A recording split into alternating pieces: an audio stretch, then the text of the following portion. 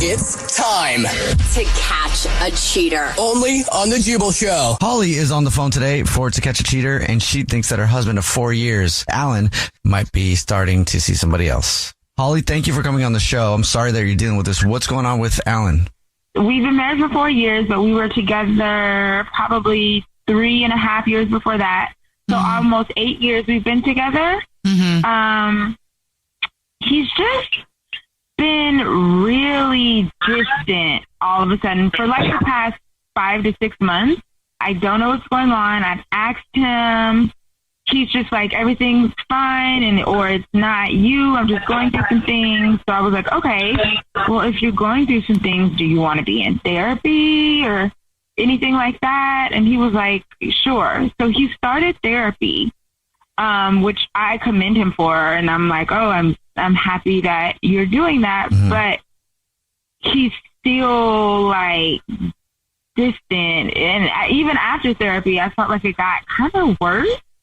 He spends his time on Twitch and on his phone. And we even used to, once a week, like we would take our lunch breaks together from work and have lunch together. And that stopped like 2 months ago. Like we don't even do that anymore.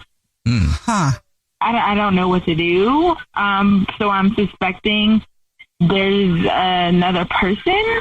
Is there anything that is pointing to another person outside? I mean, the distance is definitely a big flag for sure, but have there been any signs of another person? Well, he's always on his phone, right? Like I said, and we don't do our once a month lunch breaks together anymore. So Did he give you a reason for stopping those? well, he just said he's swamped at work, and everybody knows that's a cliche. Come on. Really? I mean, it could be. I mean, have you tried to just show up at his work with lunch and be like, hey, you couldn't go? Why not do that? I would do that. Yeah. Oh, yeah, it's a surprise. Yeah. Came to you. Surprise. I mean, for lack of a better term, I do not have the to do that. Literally and figuratively. It sounds Okay. like. I don't know. Okay. Fair. Does he interact with his friends the same way that he was before? No, really. So that's kind of weird too. And I'm like, who is getting all of this attention from him? You know, because it's not me, it's not his friends, it is his phone. So I'm not going to go through his phone. Like I tried to once, we got in a big argument, didn't work out. So I stay away from going through his phone. I just don't know. I'm like, okay, therapy was supposed to help, but it got worse. So now do I be like, stop going to therapy? I'm going to look crazy. Yeah, no. you don't ask him that. What if he's like having an affair with his therapist? Oh, that would have been a plot That would be- twist. Yeah. Then I would say ask him to stop going to that therapist. Yeah. And then go to a therapist that can talk about ethics. And yeah, teach you how to get over a divorce. Because he's cheating on you. I'm not getting a full-blown, like 100% cheating vibe from this, though. Same. I'm getting more of a, like, something's going on with him and he's just isolating himself from the world kind of a thing, which is tough because when a guy gets to that space, it's hard to break through. But if he's not acting, like if he's acting weird with his friends also. That's what I mean. He's in like isolation phase. I don't know. Yeah, I don't know. I just feel like it's got to be something. Like he's never done a drug in his life, so it's not drugs. Well, that's good. Yeah. All right. Well, we'll try to figure it out for you. We'll play a song. You already told us what grocery store he's a rewards card member at, so we'll do the usual and call up, pretend to be from the grocery store, and say that he's this month's lucky winner of 36 long stem red roses delivered to anybody that he wants to, and we'll see if he sends those to you or to somebody else, okay? Okay. All right. We'll play a song, come back, and get your To Catch a Cheater next. If you're just joining us for today's To Catch a Cheater, Holly is on the phone, and she thinks that her husband of 4 years might be messing around. We're about to call him and pretend to be from the grocery store that he is a rewards card member at and say that every single month we randomly choose one rewards card member who gets free flower delivery from our floral department, and we'll see if he sends those flowers to Holly or to somebody else. Holly, before we do that, why don't you refresh everybody's memory on what's going on with Alan? Alan and I have been together a total of almost 8 years, 4 of them married. He's gotten really distant. He spends most of his time playing Twitch or on his phone. He stopped our monthly lunch dates that we do together from work. He did start therapy, but it only got worse after therapy. And I don't want to go through his phone, and I'm not the type to pop up at work. You ready for us to call him? Yeah. Okay, here we go.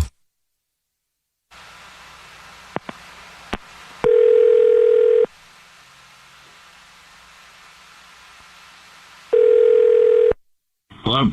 Hi, this is Jubal calling from. I was looking for our rewards card member named Alan. Yeah, this is Alan. Hi, Alan. Please don't hang up. This is not a marketing phone call. I'm calling to give you some exciting news. You're this month's big winner. Thank you very much for shopping with us. Yep, clapping for you here in the office and everything. Hey, what did I win? Every single month, we choose one rewards card member, totally random, who gets free flowers delivered from our floral department.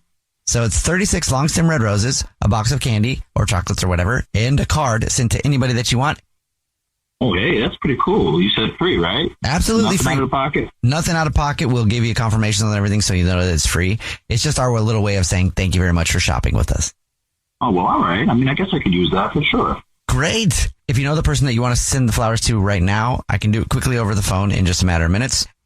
But yeah, I can give it to you on the phone now, so it's easy.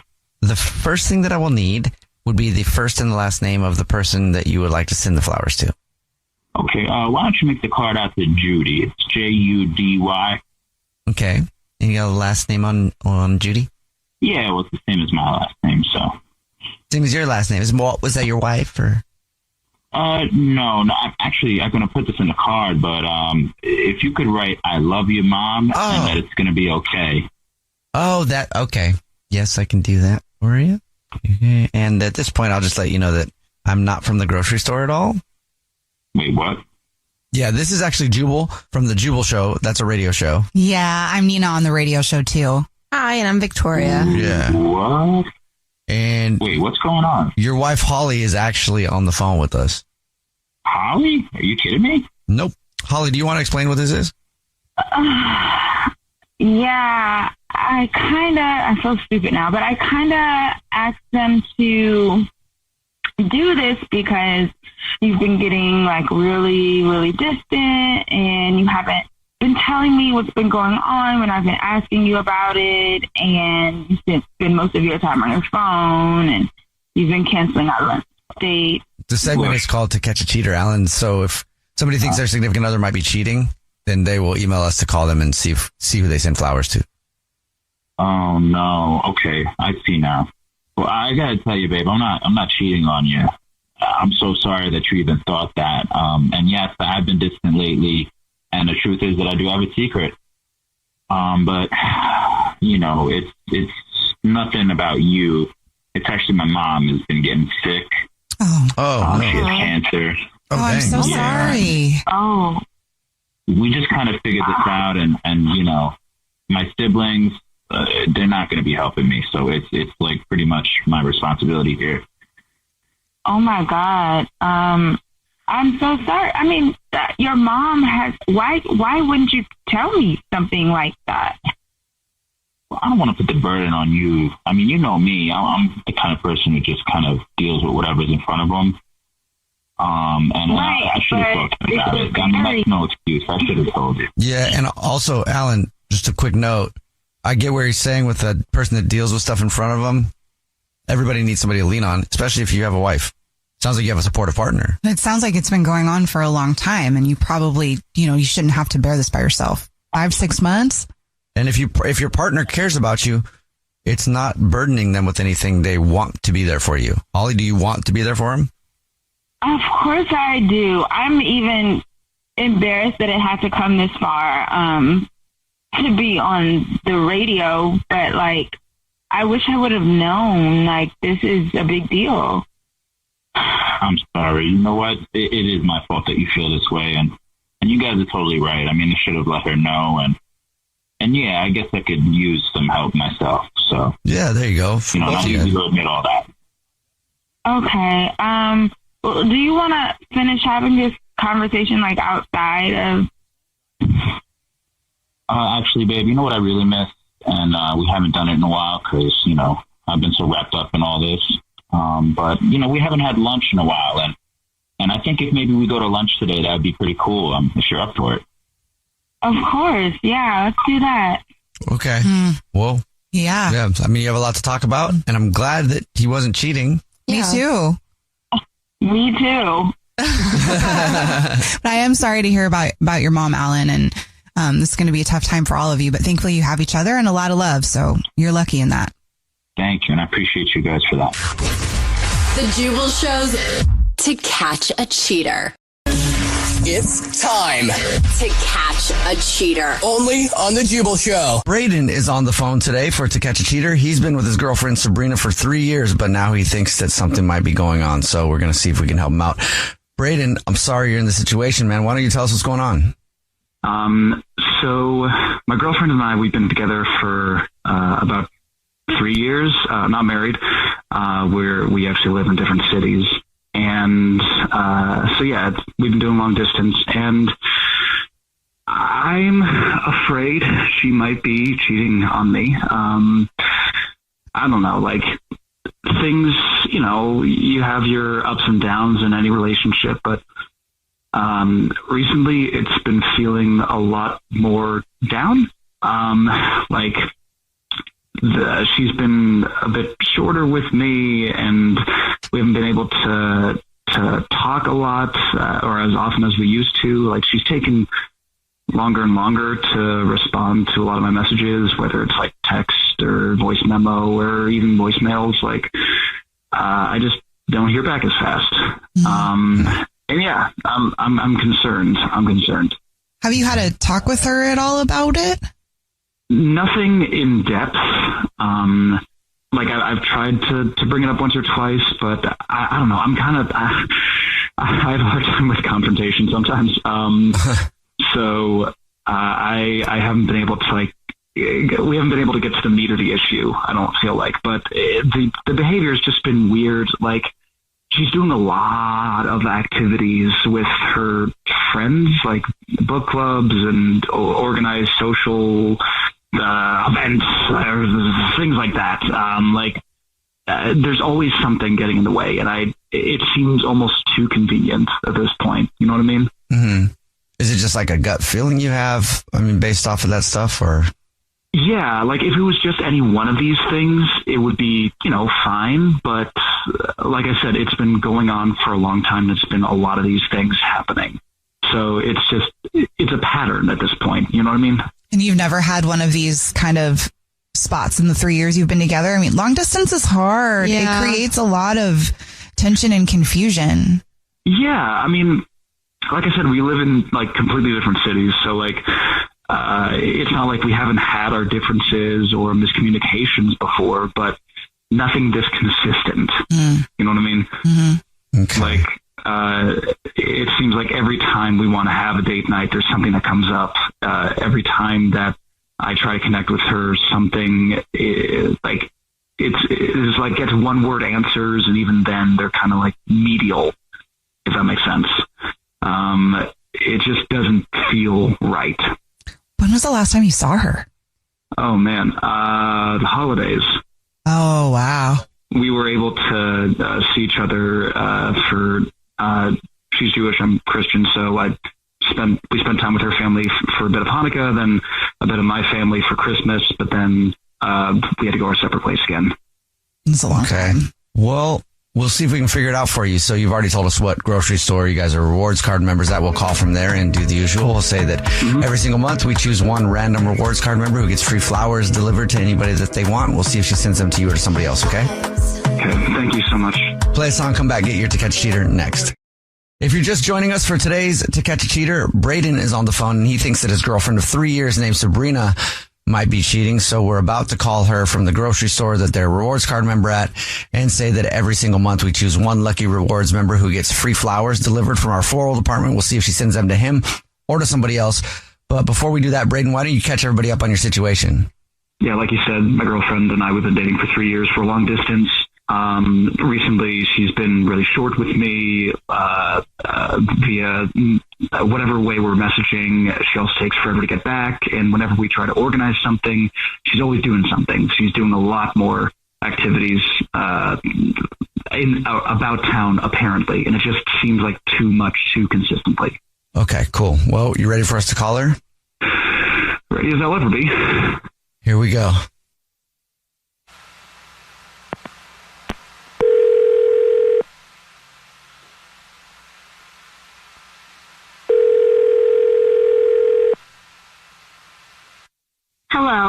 Hi, this is Jordan calling from. I was looking for our rewards card member, Sabrina. Oh, hi, that's me.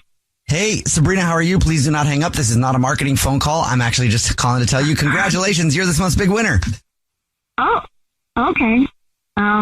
I don't think I entered anything, but like I'd love to win. So what did I win? Well, you did enter, only by being a loyal customer to us. Thank you very much. Every single month we choose one rewards card member at random to call up and give a free flower delivery to. So you've won 36 long stem red roses, a box of candy or chocolates, and a card delivered to anybody that you want within the United States. Aww. Absolutely free. It's a $312 value, actually.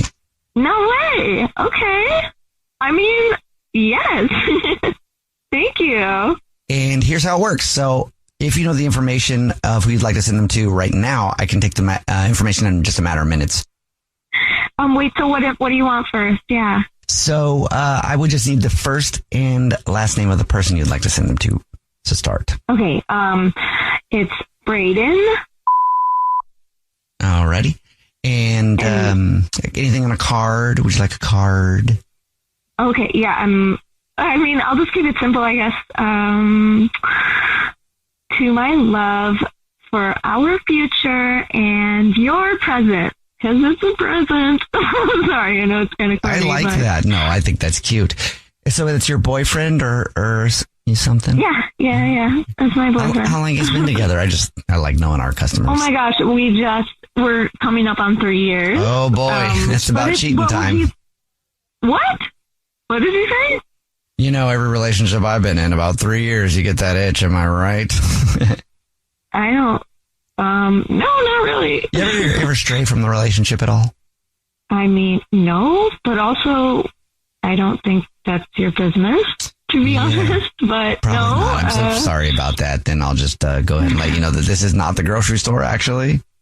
Oh, I don't understand. This is a radio show. It's called The Jubal Show. My name's Jubal. Yeah, hi, I'm Nina. Hi, and I'm Victoria. And we do a segment on our show. It's called To Catch a Cheater, where if you think your significant other might be fooling around, we try to catch them based on who they send flowers to. I don't think he's cheating on me. What are you talking about? The other way around. Right. And Brayden is actually on the phone. Hey. Hey. Hey. Hi. What is happening, babe? I'm sorry. I'm so sorry. Thank you guys for doing this for us, for me, for Steve, I don't understand. What's happening? I'm sorry. I thought you were cheating on. Might have been cheating on me. Brayden, no. I'm sorry. It's just I've been.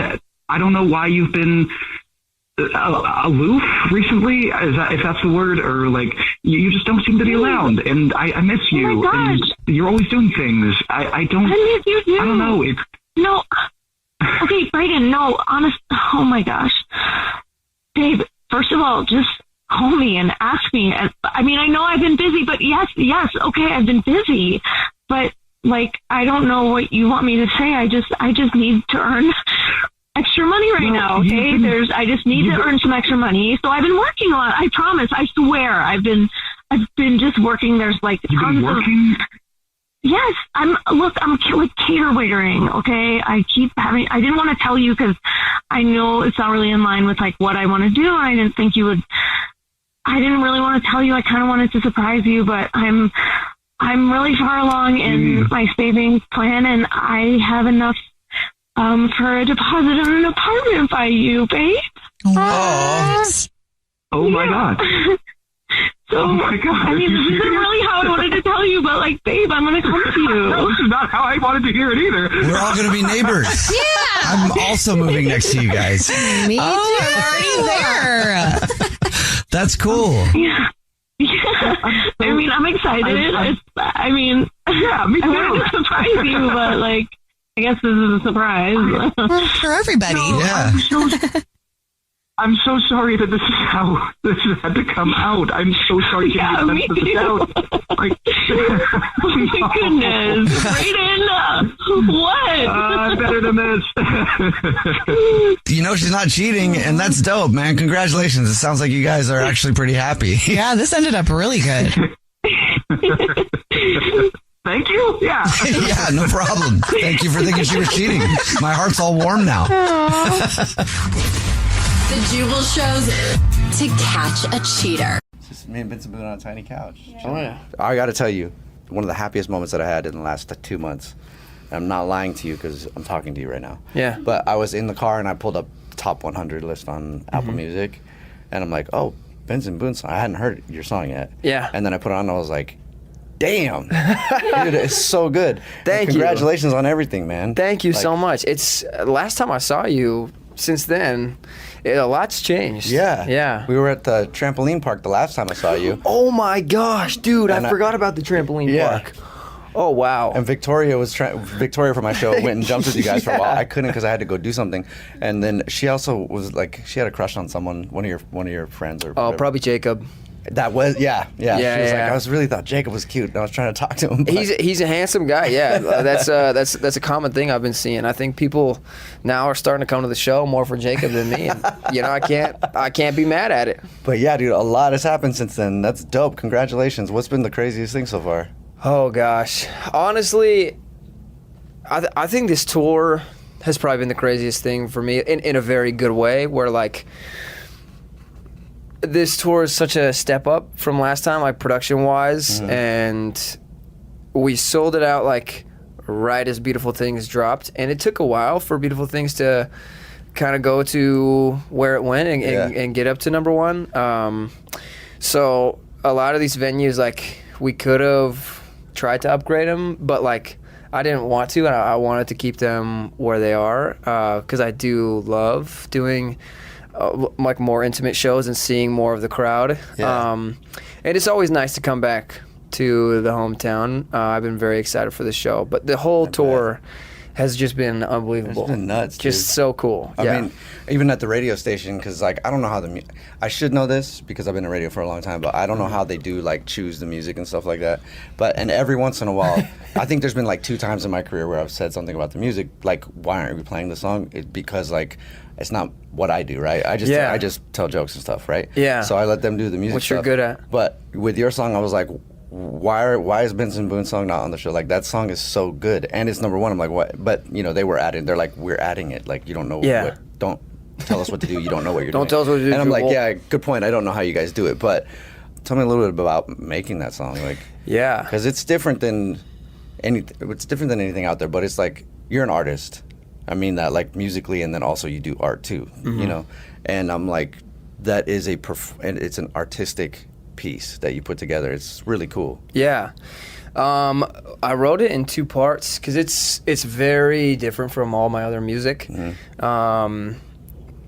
I feel like a lot of my other music like is very piano based and ballad, and this one I just kind of wanted a new sound, and it's like more similar to a lot of the music that I've been writing, and so I wrote it on the piano, but I wrote it in 2 separate parts where the verse and the chorus were actually 2 different songs that I was working on.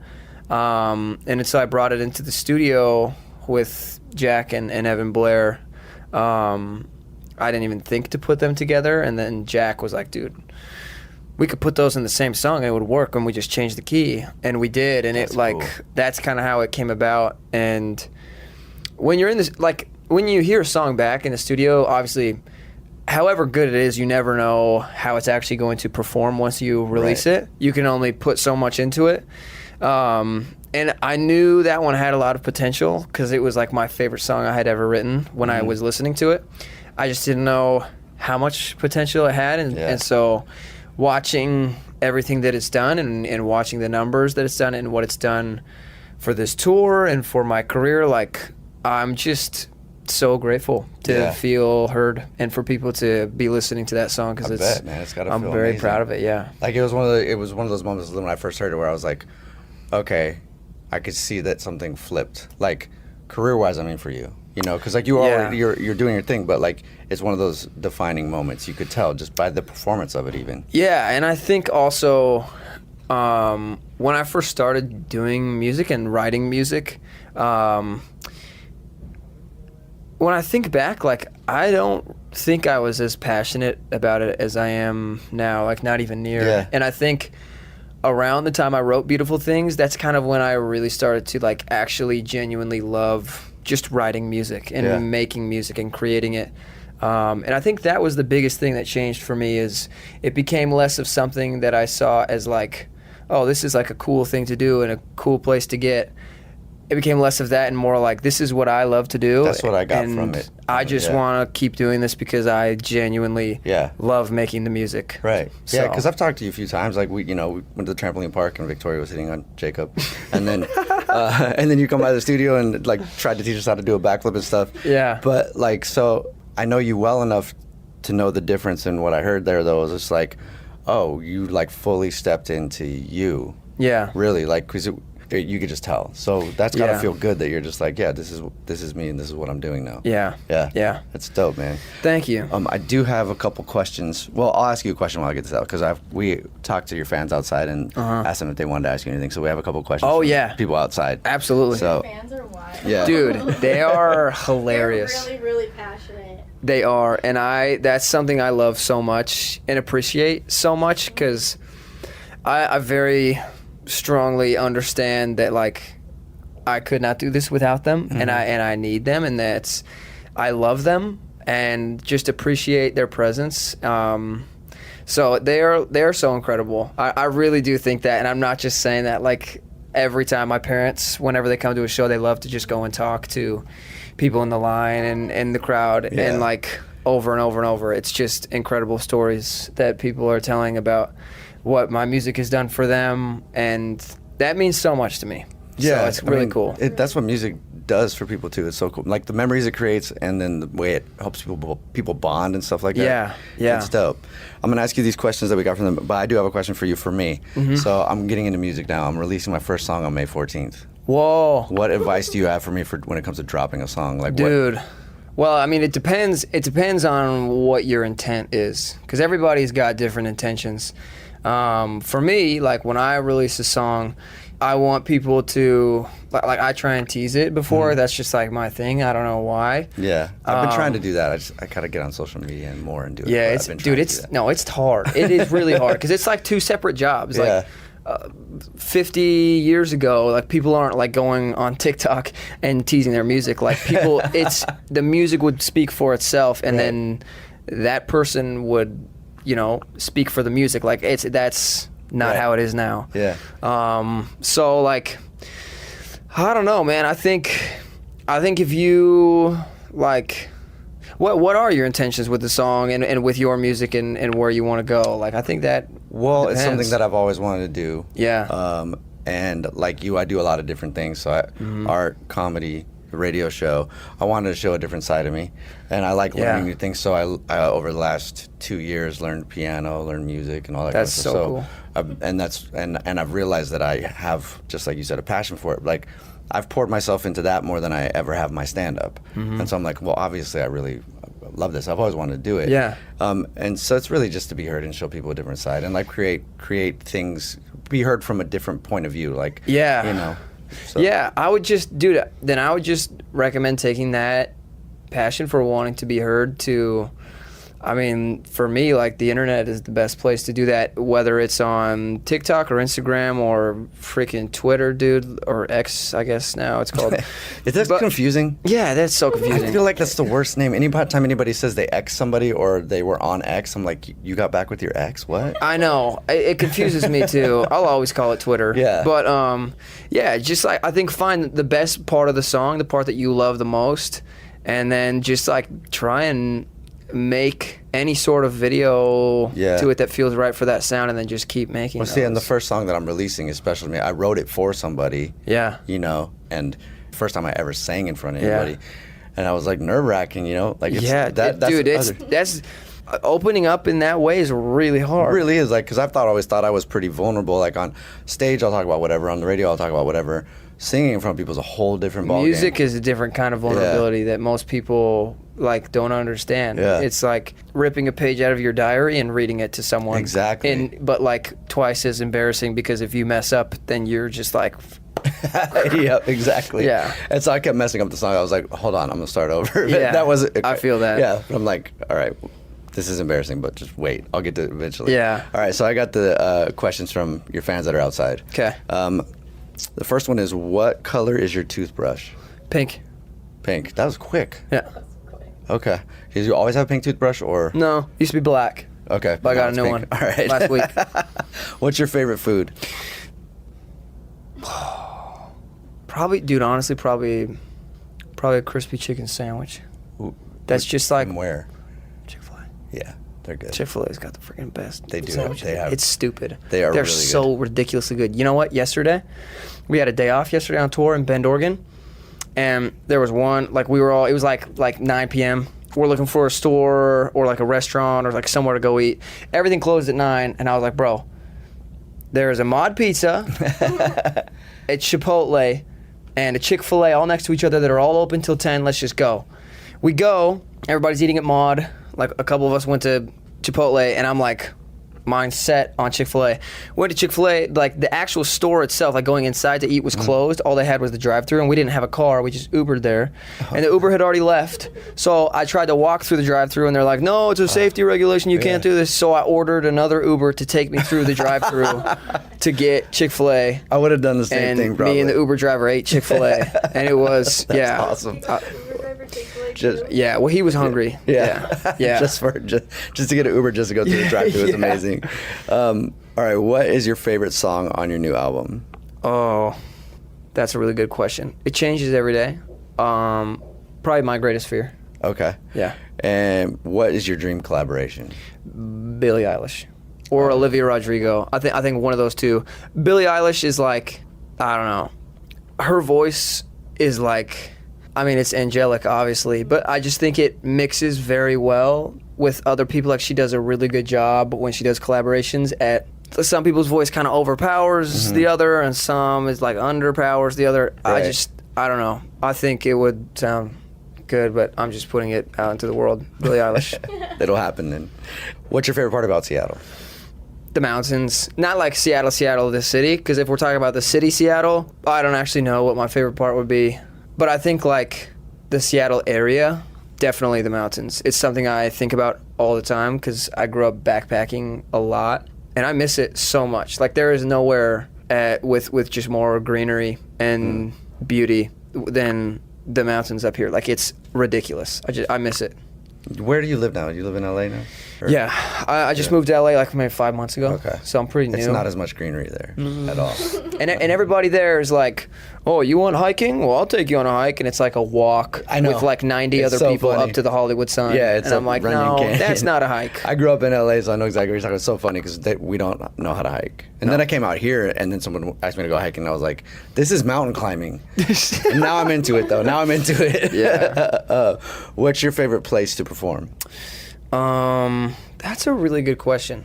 My favorite place to perform, probably Amsterdam. Oh, that's cool. Yeah. That'd be dope. One, Amsterdam is like the coolest city on this planet. It's incredible.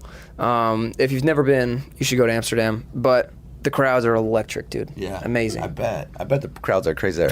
I've only been there once, but it was on New Year's, and it was nuts. Oh, dude. It was insane. I bet New Year's got to be insane. Yeah, actually, the local people are like, don't come here on New Year. Why'd you come here on New Year's? really? They're like, we all leave on New Year's because it gets so nuts, but it was crazy. That's wild. What's your favorite sport to watch? Football. American football. Yeah, definitely. Are you a Seahawks fan then? I am. Okay. I Yeah, figured. it's the most entertaining. Like, I'll watch basketball. I'll watch baseball. Is like I can watch it on a TV for like maybe 20 minutes and then I'm cooked. Yeah. But like if I go to a game, I can watch the whole game and be completely satisfied. Right. In person, I could watch any sports game and just like be so happy to be there. But on a TV, football. Okay. Somebody noticed the theme of Skin and Bones. Is it seam or theme? They said Theme. Did they say seam? They said Theme. they noticed a theme in like Theme, okay. 2-ish songs Of Skin and like, Bones. If there's like, something behind that. What's that about? Yeah, they want to. Not really. I just think like in a lot of music that I write and create, I don't know. It's just something that I feel is a metaphor that's comprehensible and easy to understand. Because a lot of times I'll put metaphors in my music that like most people don't catch, and that is not easy to understand. But like things like that, where it's tangible and it's just a basic description of something physical that you can imagine in your head. I think it just makes it easier to paint a picture. Yeah, that makes sense. Yeah. Well, dude, I know you're busy because you have a show to do, and then also you have a ton of fans waiting to meet you. So, dude, it's always great seeing you, and congratulations on everything, man. Thank you. I was honestly so excited for you. Dude, thank you so much. It's always a pleasure. I still am excited for you. I shouldn't say was. I still am. For everybody that didn't know, I actually grew up every day of high school listening to him on the radio in my car and every single morning. So, full circle moment. Yeah, it is. Love you guys. Owen is on the phone, and he thinks that his fiance named Anna might be messing around. So in a second, we're going to call her and pretend to be from the grocery store that she's a rewards card member at, and say that every single month we choose one lucky rewards member who gets free flowers delivered from our floral department. And we'll see if she sends those to Owen or to somebody else. But before we do that, Owen, why don't you break down your situation again real quick for us? So Anna, of course, as I mentioned, she's a stunningly beautiful person, and she kind of was very humble about that. But recently she started to become very like narcissistic and into herself. And now she's coming home late from work, like later and later. And she never tells me anything about it. She's just like, I had to stay late. I grabbed a drink with a friend. And like, I'm not the jealous type, but she used to like tell me, hey, this is why I wasn't home. Or she would talk to me about her day. And now it's none of that. And anytime I talk to her, I feel like I'm getting my head bit off. And just like her whole demeanor changed, and it feels like something's up. Yeah. All right, man. Are you ready for us to call her? Yeah, let's call her. Okay, here we go.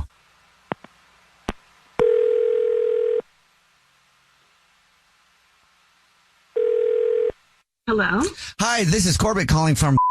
I was looking for our rewards card member named Anna. Yeah, this is she. Hello, Anna. Hi, please don't hang up. This is not a marketing phone call. I'm actually calling with a big congratulations and thank you for shopping with us. You're this month's winner. Wow. Okay. Well, I guess what does this mean? Oh, maybe you don't know. Every single month we choose one rewards card member to give a free gift to, just to say thank you for shopping and being such a loyal customer. And this month it's free flowers delivered from our floral department to anybody that you'd like within the 50 United States. You've won 36 long stem red roses, a box of candy or chocolate, and a card to be delivered to anybody that you want. Absolutely free. Oh my God, that's so sweet. I would just need the first and last name of the person first. And then if you want anything on a card, we can get that. And then the address, and it's all good to go. Okay, perfect. So I'll be sending them to, his name is Colby, and the card can read, I've enjoyed working overtime off the clock. Thanks for everything you do for me. And you can put like a little winky face after that if you could. Yes, we can put emojis. We just added that, so that's great. Perfect. Okay, I've got that all. And now I'll let you know that this is actually a radio show. It's called The Jubal Show. Yeah. Hi, I'm Nina. Hi, I'm Victoria. And my name is Jubal. And we do a segment on the show called To Catch a Cheater, where if you think your significant other might be messing around, you see who they send flowers to. And your fiance, Owen, probably has questions about who Colby is. Yeah. I don't understand. I don't know what's so hard to understand. Owen? Yeah, it's me. I mean, it's pretty self-explanatory, isn't it? Like, you've been acting so narcissistic and so snobby recently, and even you come home late from work and you don't even want to talk about it or talk to me at all, and you always bite my head off anytime I try to talk to you about it, and now you're sending your boss roses? Come on. Oh, Colby's her boss? I can't believe that you are doing this right now. First of all, you had to go and call the radio, and I mean, at least they'll talk to me. I'm your fiance. I mean, this is the first conversation we've had in a little bit, so I guess it took some mediation. Yeah, because you've been freaking out. Did you tell them that part? I told them everything. Okay, well, I guess I really don't know what you want from me here, like by putting me on the radio like this. I want to know why you're sending your boss flowers and saying thanks for the overtime with the wink emoji. I was sending Colby flowers to say thank you for all of the help that he's been doing with me at work. I mean, I've had to stay late because there's been a lot of a lot on my plate. Okay, so he deserved the flowers and the wink. What's the wink emoji even mean? You could have just said thanks for the help. What are you even talking about? It's an Off inside the clock joke. overtime? An inside joke. How? Is this an inside joke? God, that was good. It's been a while since I've been pleased like that. I'm just wondering if that's an inside joke. Should I read it again? God, that was what good. Are you talking about? It's been a while since I've been pleased like that. You should know what I'm talking about. Well, we don't. Oh, it's from a screenshot between Anna and Colby. Oh, I took a screenshot of this whole conversation they had. Oh. So you did go through her phone. Why are you going through my I mean, why are you acting the way you are? I don't think I'm the one in the wrong here. I'm not acting anyway. You're going through my stuff, which you have there's no context when you do that. With the second that you found something that you didn't know, like you didn't know anything about or had questions about, you should have asked your fiance about it, okay? Instead of blowing I've been up trying to ask you questions. I've been trying to talk to you. You don't want to talk to me. This is the same attitude you give me every time we try to talk. Okay, well, I'm met with attitude whenever you, like, why would I respond when you're coming? I mean, I don't know. I always just feel attacked. It's like, See, now you're stumbling over your words. You know what's going on. You know what's going on, and I know what's going on. And the thing is, you with the wrong person. I've visited your work a million times. And you know what? You're still talking around everything. You haven't explained what any of this means, but just know, like, you messed up. Well, I'm talking around it because I don't want to talk about this on the radio. It's no one's business but your business and my business. And did you just threaten me? What does it mean I the wrong guy? What do you mean by that? Oh yeah, I think it's more than just our business nowadays. I think it's the business of me, you, and the office that you work in. Like, I've been there a bunch, and I've been there in the morning. And you know what's playing throughout the office in the morning? The Jubal Show. Oh, yikes. Wow. Okay. So, all right. So this is the game that we're playing. I mean, do you know what? Oh, we're playing. No. This ain't the game we're playing. There's more to the game. This is we're just getting warmed up. Those screenshots I took, my life. Everybody in management has it. Well, you sent them? Everybody in management has those screenshots. I sent them right before we called in to Jubal. Wow. Okay, well, we've been together 5 years. We're about to get married. And instead of working through something like this or making assumptions, whatever, I mean, I don't even know what you could have found on my phone, but you're going to go and ruin my life, my boss's life. I mean, this is just like confirms everything that everyone's told me, that you're just a steak. You're a small little man, and I hate you, okay? You're going around ruining people's lives. You will never find someone like me again. You will never be touched the way I touched you. Do you understand me? I'm disgusted. Are you cheating on him? Yes, of course I'm cheating. He's disgusting, and he's jealous, and I'm so hot. I'm disgusting. This is the most passionate you've been in the last year. Surgeon, I could get a Congress member. I could have whoever I want. Wow. You're a pathetic Wow. loser. You're going to regret this when you're sitting on your couch looking at your nasty body with your nasty personality. Whoa. And you know what? Have a nice life. Enjoy your receding hairline. Thank you. Oh my God. Dang. She's gone. Owen. I'm sorry. Okay, so you obviously wanted to do this because you knew what was going on. You're kind of evil, but I get it. I'm so good with this. Man, you weren't joking about narcissists, huh? Yeah, I told you, she wasn't always like that, but something has happened to her, and I guess she showed her colors sooner than later. You know, I would feel bad about narking her out to her work, but after that, come on. All right, well, That's got real nasty. good luck with everything, man. And I'm glad you found out before you got married. Yeah, Yeah. for sure. Jeez. Yeah. Oh, that's the saving grace. Thank you, guys.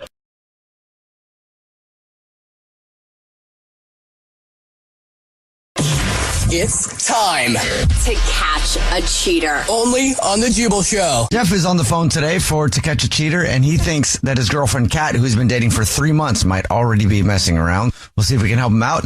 Jeff, sorry you're going through this, man. What's going on? Why do you think Kat's cheating on you? Yeah, man. I mean, look, I'll just keep her short and simple. Pretty much, Kat and I go to these parties every couple of weeks or so. It's just kind of common friends that we have. I'm an actor. She's an actor. We have a lot of actor friends, and nothing. We were at one of these parties, and I was talking to this one guy outside having a cigarette, and he was asking me how it was going with Kat, and I was just telling him, it's going good. I mean, I like her. I think I love her. So far, so good. And then he started telling me, going on this tangent of telling me to be careful, keep an eye out on her. He saw her go in the room with this guy, and he was in there, and she was in there a long time with him, and that really caught me off guard, and I can't stop thinking about this. Yeah. That's always disturbing, especially when it's somebody that's close to you. You would hope they're just looking out for you. Did you say anything to Kat? I mean, I haven't had a second. No. Okay. Does she act different around you? No, but I feel like I might start acting different because it's on my mind. Yeah. Did this guy give you details about who she was in the room with, or was it just kind of? Just told me they were just in there, and again, he didn't sit there and confirm it that they did who knows what, but he was just saying they were in there a long time. And how well do you know this dude? He's a friend of mine. He's a homie. I mean, we're not best friends, but I know him. Does he like Kat? Is he cool with her being your girl?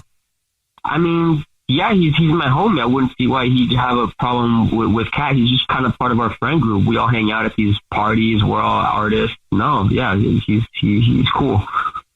Did you ever think about asking somebody else at these parties? If they'd seen her doing anything? Not yet, at least. Sure. I mean, you don't really want it to get back to her that you're running around your whole group being what's my girl doing? So, okay, probably better that you haven't. Has she done anything like this before? Does she have a history of cheating that you're aware of? No. And you didn't see where the guy, who she went in with? You didn't go check on it? Let me go, where's my girlfriend? I wasn't there, or else, of course, I would have, investigated or even gone in the room if I actually saw her go in the room, but I didn't, of course. This is just stuff that was said to me. Yeah. Okay. Well, we'll try to figure it out for you. You already told us what grocery store she's a rewards card member at, so we'll call and pretend to be from the grocery store and tell her that every single month we choose one rewards card member at random who gets free flowers delivered from our floral department, and we'll see if she sends those to you or to somebody else, okay? Sounds good. Okay. Play a song, come back and get your To Catch a Cheater next. Right in the middle of To Catch a Cheater, and if you're just joining us, Jeff is on the phone, and Jeff thinks that his girlfriend Kat might be cheating. They've been dating for 3 months, so in a minute we're going to call her and pretend to be from the grocery store that she's a rewards member at, and say that every single month we choose one rewards member who gets free flowers delivered from our floral department. We'll see if she sends those to Jeff or to somebody else. But before we do that, Jeff, why don't you catch us up on your situation?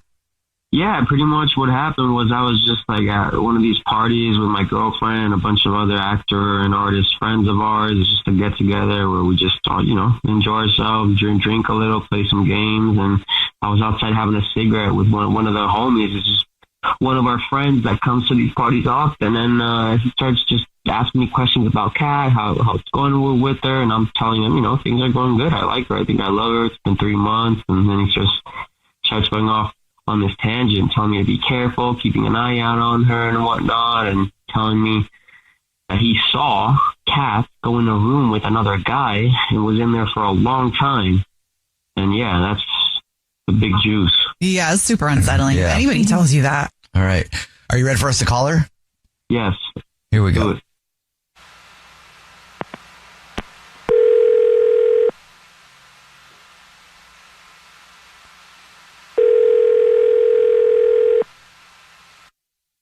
Hello? This is Corbin calling from... May I speak to Kat, please? Oh, she's asleep right now. Can I take a message, or...? So this is Kat phone? Yeah. I'm just answering it for her. She's passed out right now. I can call back. I'm calling from the grocery store. Wait, what the Tim? Tim? What are you doing, Tim? Who's this? What do you mean, yo, Tim, what are you doing? Why are you with Kat? Tim, this is the Jubal Show. It's a radio show. My name's Jubal. Yeah, hi, I'm Nina. Hi, and I'm Victoria. And that's your buddy Jeff on the phone. And we do a segment called To Catch a Cheater, so he thought Kat might be cheating. Because you kind of said she might be. Oh, man. Yeah. What's up, Jeff? What? What? Tim, are you serious right now? You're the one that went... I don't know. All right, let's not jump to conclusions, even though I have also. Yep. Let's go. Tim, why are you answering Kat's phone? And why are you there while she's asleep? Why do you guys think? Okay, so you're not denying it. No, not at all. How long has this been going on? Are you kidding me? What the man? Tim, what are you what are you doing with Kat? What are you doing? What? Like what? Bro, didn't we talk last week? I told you to watch out for her. That's what she does. You didn't tell me it was you piece of I mean, yeah, I guess I didn't. But yeah, that was me that went in the room with her. So, like, you know, I guess surprise. Wait, so when you told him that his girlfriend Kat went in the room with somebody, you were talking about yourself? I was. I mean, yeah, I was trying to be a good dude, let him know. You know, she kind of is known to do this. Bro, You're just trying to help him out by baiting her, or like you just wanted to do this? Like, do you like her, or what? What? I don't understand. I'm so lost. No, everyone just kind of hooks up at these parties, and that's like kind of what happens. I mean, dude, Jeff, you know, this is what happens at these parties, bro. Bro, you don't call me, bro. Man, you can't. You ruined everything. Yeah, settle down, all right? Stop being a little. Are you kidding me? Yo, I'm done. I'd be done too. This guy got some nerve. Jeff, bro, what happened to the party before? Okay, if I remember correctly here, Jeff, someone instigated something with me a couple weeks ago and told me that Kat was probably out doing the same thing. Remember this? Look, all I remember is that you were being a fat piece of trash. You are a piece of trash and the worst friend ever. Jeff, dude, stop being so hard on yourself, man. Come on. This is just like, whatever. What are you talking about, Tim? Well, like, okay, a couple weeks ago, I mean, Jeff kind of, you know, instigated, kind of came on to me, told me that Kat was probably out doing the same sort of thing. What? He came on to you? Thing. Yeah. What? Wait. Jeff? What? This is too much for me. Me too. So did you hook up with Tim? So what? Well, what's the problem with that, huh? Well, you cheated. Then you cheated too. Did Kat know? Yeah. I mean, I'm sure she suspects. I didn't say anything, but she knows. I mean, like, stop being so hard on yourself, bro. It's just fun. I mean, like, everyone's just having a good time, you know? Okay. I don't know what goes on at these parties. As long as everybody's on the same page, it's a good time. But it seems like we've got a little bit of different ideas. That's true. Okay, all right. Well, Tim, look, what if I just came over and we talked it out? And we can settle this. It's not a big deal. Dang, Tim's flirting with Jeff right now. Look, man, I can be there in like 30 minutes. Not that far. 30 minutes? You better be here in 30 minutes, and you only have 30 minutes. Be quick. What? Okay. For what? I think I know. All right, well, we'll let you guys work it out. Jeff, I'm glad you got your answer. What happened? And take care. Bye. Okay. All right. The Jubal Show's To Catch a Cheater. Ruby is on the phone today for To Catch a Cheater, and she's been dating her boyfriend Patrick for a little over a year, but now she thinks that something might be going on, so hopefully we can help her out. Ruby, what's up? Why do you think Patrick's cheating on you? Yeah, I mean, he's kind of been one of those like puppy dog type of guys, you know what I mean? Like he just kind of does everything. He makes sure I don't need anything when I get home. And, he's like cleaned my apartment for me at times. Like he makes sure, like it's been sweet. I give him a key. So like, he'll just do things, make sure they're ready when I get back from work. And, so he's been really cool, but like, it's sort of, stopped really suddenly. Like he was going really, really hot, and it's been, like about 14 months now, and all of a sudden it just like stopped really suddenly. And you notice that when that happens. Of course.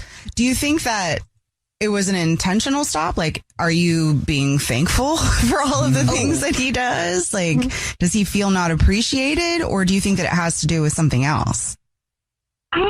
I mean, I feel like I've always been really appreciative of it, and I don't try to like force it. It's not like I'm telling him like, clean my apartment, I don't do that, and he's allowed to just, like, it's not like I tell him I want him with me all the time. He's free to go wherever and do whatever, but he's choosing to do that. And now it's like, he's choosing to be really distant. He's choosing to like go out with his friends every time I come home instead of being there. And then when he is there, he's like on the phone all the time. Jubal, you're kind of the puppy dog type too. So what would make you stop doing things like that? Would it be because you're doing it for somebody else? It would probably be the not appreciated thing. That's what I would think. But is there anything else going on, Ruby? I mean, like, so I feel like that's enough, but like I did have this moment where he was home and he was on his phone, he was texting somebody, and I go in the room behind him, and so I can see, like, it's a girl's name. I can't remember what it was, but it was a girl's name. Then right when I'm about to say something to him, she texts him an pic. Oh, what? This is a different story. Yeah. What'd you do? I immediately was like, oh, excuse me, right? And so I said that immediately, and he turns around and he's giving me this whole story about this was a friend of his, and she was messaging him, like, trying to hook up, and she didn't know that he was taken, and he was going to message her right then and tell her that, and it's innocent, and he's trying to tell me all that. I mean, I feel kind of dumb now saying this, but like I saw him texting her right when he said that, but like I didn't go and like read it, and I probably should have. Well, you want to be able to trust him, but if your gut is still telling you, that's kind of strange. I mean, 14 months is a long time. You would think by now she would know that he was with somebody. That's a good point. Yeah, I mean, he was trying to say like she was like a new friend, so like they hadn't gotten to that point where they were talking about that stuff yet or whatever. It seems a lot of questions about your new female friend. Yeah. All right, well, we'll play a song, come back, and then call him right in the middle of To Catch a Cheater. And if you're just joining us, Ruby is on the phone, and she's been with her boyfriend, Patrick, for about 14 months, but now she thinks that he might be cheating. So in a second, we're going to call him and pretend to be from the grocery store that he's a rewards card member at, and say that he's this month's lucky winner of free flowers delivered from our floral department, and we'll see if he sends those to his girlfriend, Ruby, or to somebody else. But before we do that, Ruby, why don't you break down your situation for us one more time real quick? Yeah, so we've been together over a year, and he's been really, really good, really nice to me, doing all these things for me, and all of a sudden he's just completely switched. He's not doing things for me anymore. He's on the phone all the time, and lately I saw where a girl sent him a picture of her ass, and he seemed to have a good excuse for it, but I don't know. Yeah, it's weird. Saying it's a new friend that didn't know that he was in a relationship. That is weird. Yeah, especially after 14 months. Are you ready for us to call him now? Oh, yeah. Okay, here we go.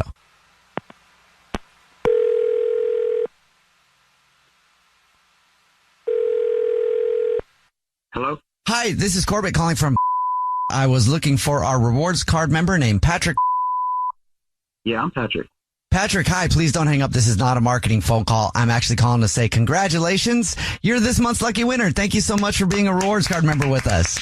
We're clapping for you here in the offices and everything. Okay. So what does that mean? Maybe you don't know. Every single month, we choose one rewards card member who gets a free gift from the store just for being such a valued customer. And this month, it's free flowers delivered from our floral department to anybody that you want within the 50 United States of America. Absolutely free. Oh. What kind of flowers are they?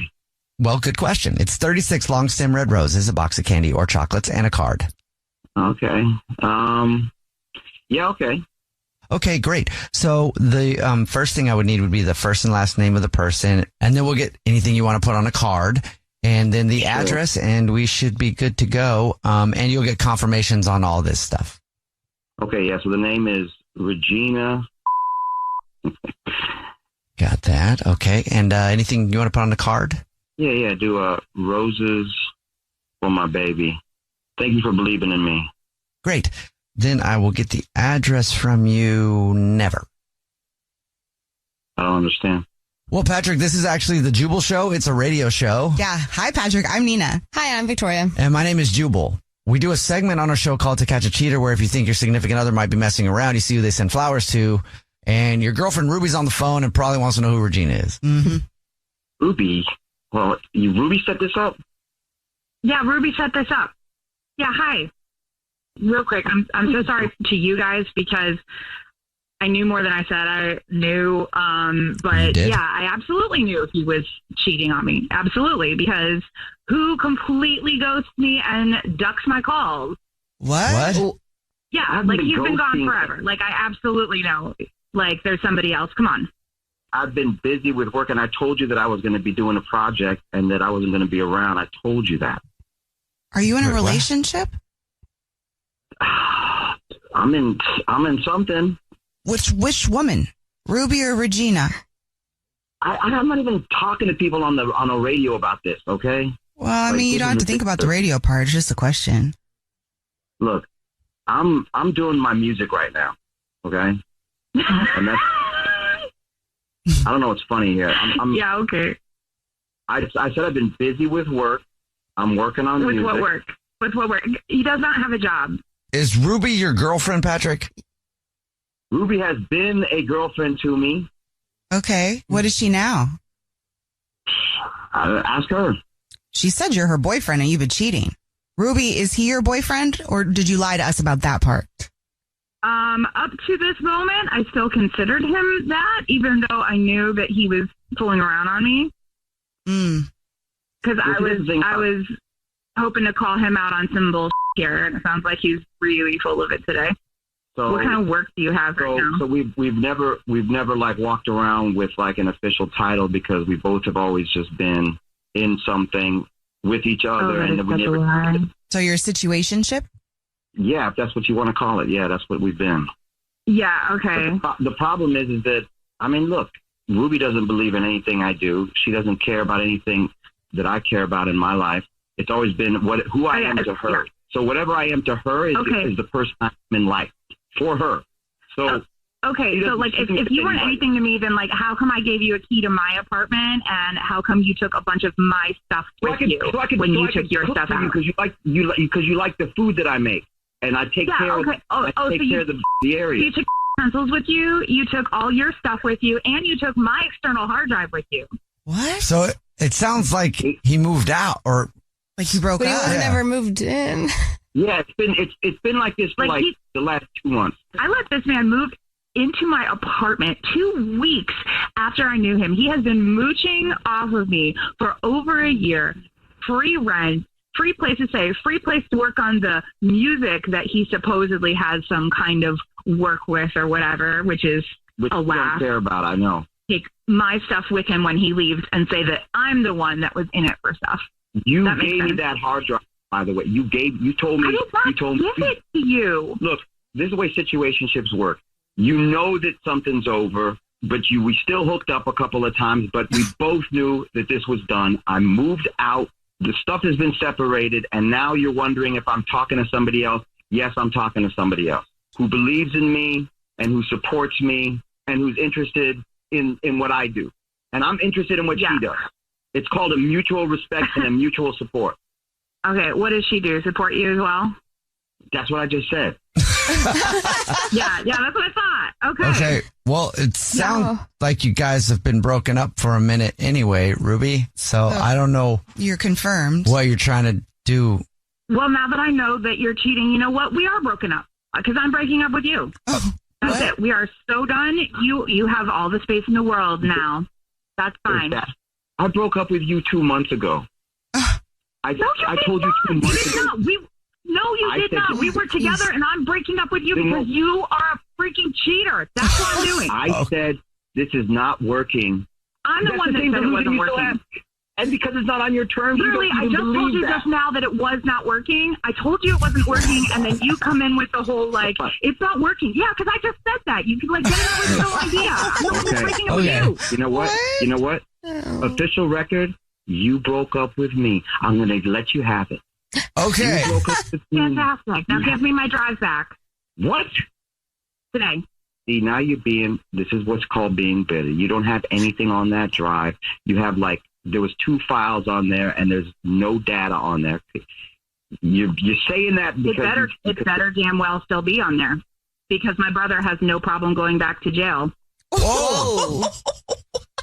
I will give you your drive back later this afternoon. Okay? Between 5 and 6. I will put it in your mailbox tonight when I get done offloading all of my music. So you're going to wait a few hours. You can do that and I can get my lawyer. Oh, wow. Yeah. Okay. Good luck with that.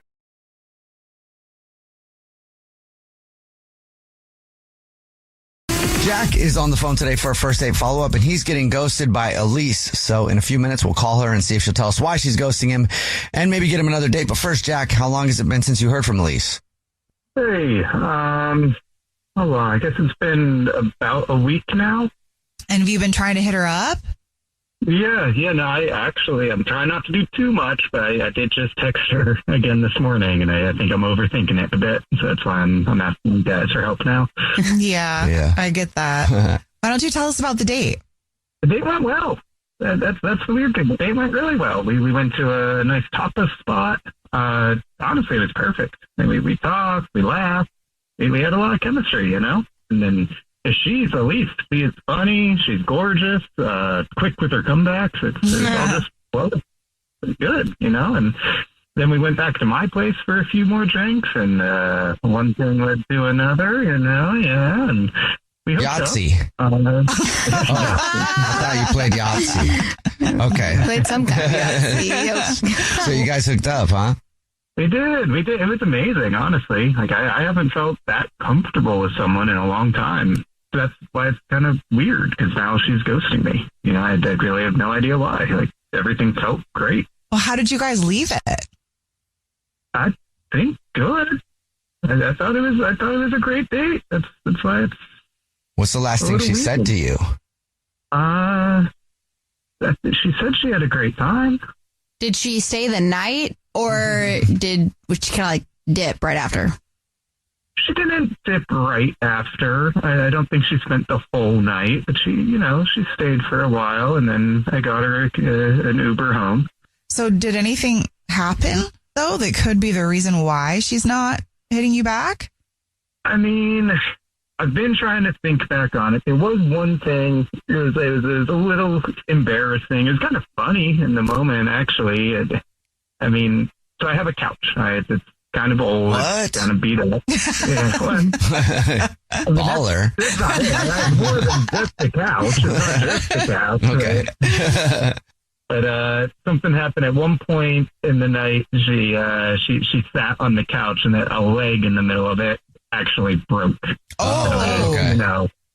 She didn't fall off, but it went down, and it was kind of funny. But I think I laughed a little. I caught myself because she didn't like me laughing then. I think maybe that was embarrassing for her, and that's. Yeah, I would be mortified if I broke somebody's couch. I'd be like, the last thing I'm going to do is let you touch me. Now I just broke it.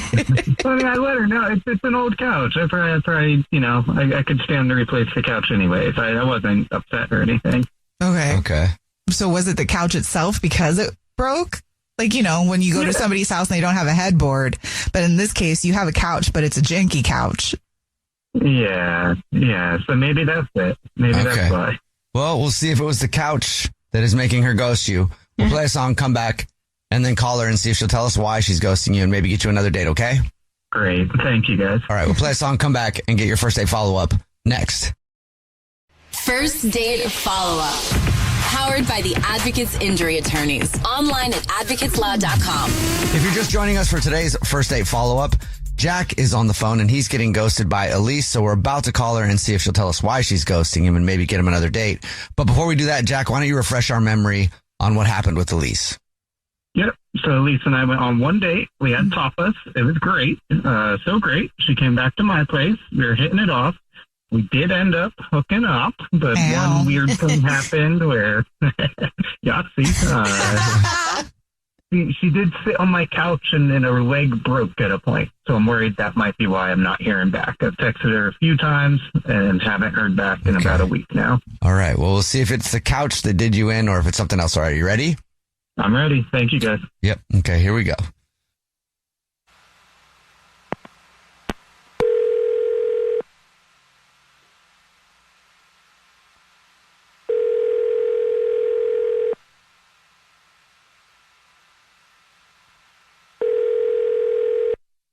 Hello?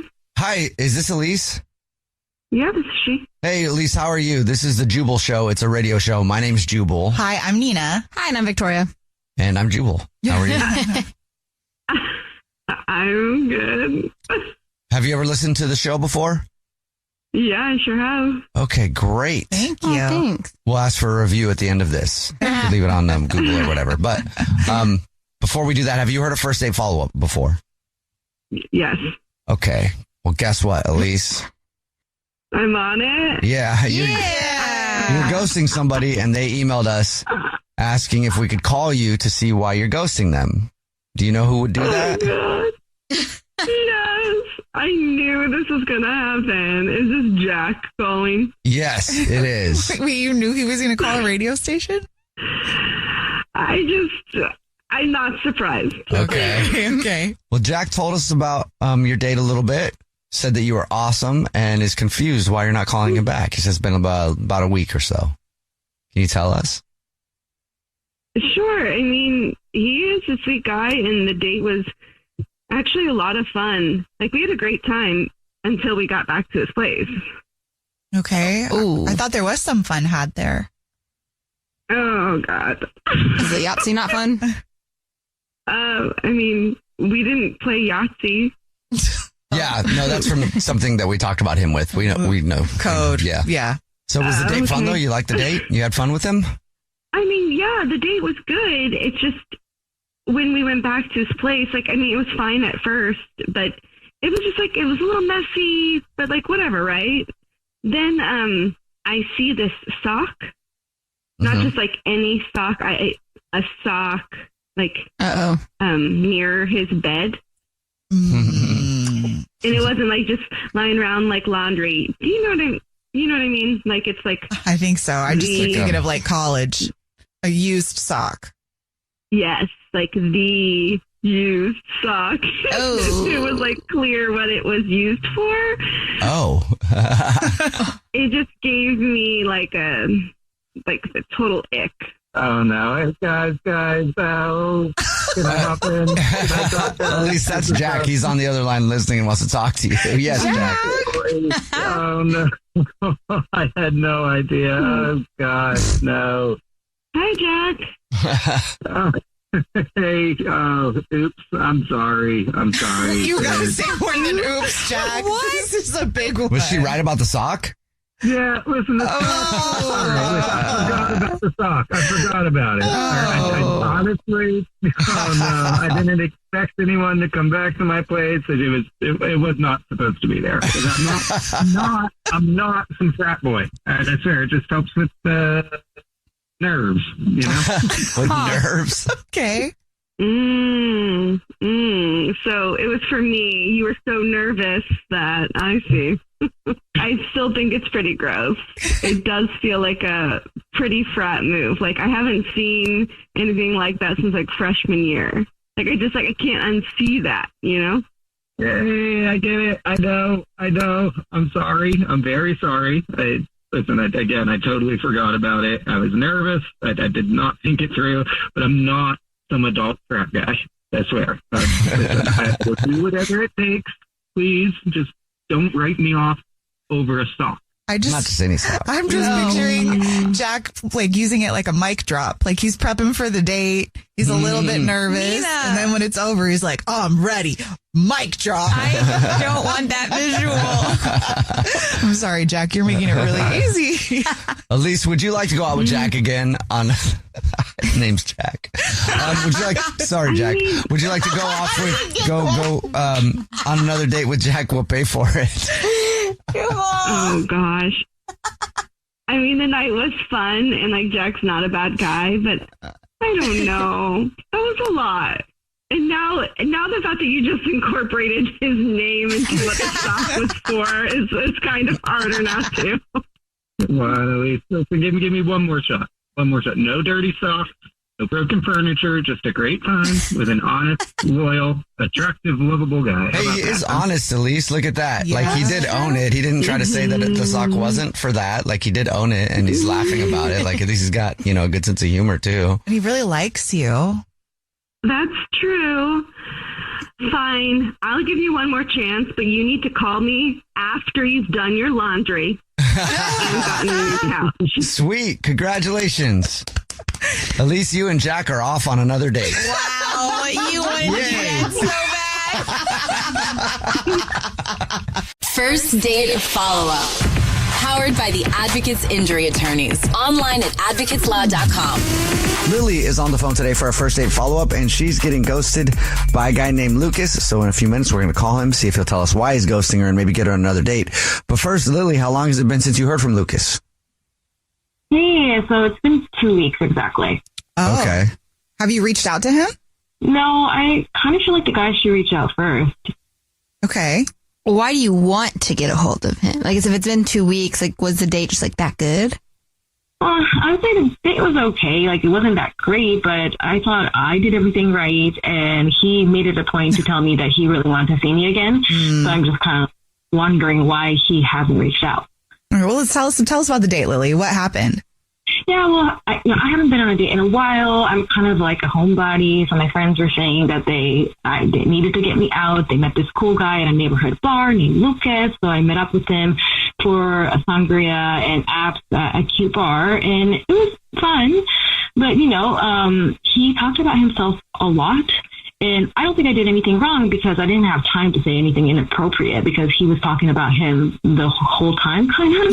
And you want to see him again? Well, I think that sometimes when people start talking about themselves incessantly, it's almost a defense mechanism, right? Like you get kind of nervous. Yeah. So, I mean, it's two different options. He was nervous or he's extremely arrogant. I'm not sure. What was your take on that, Lily?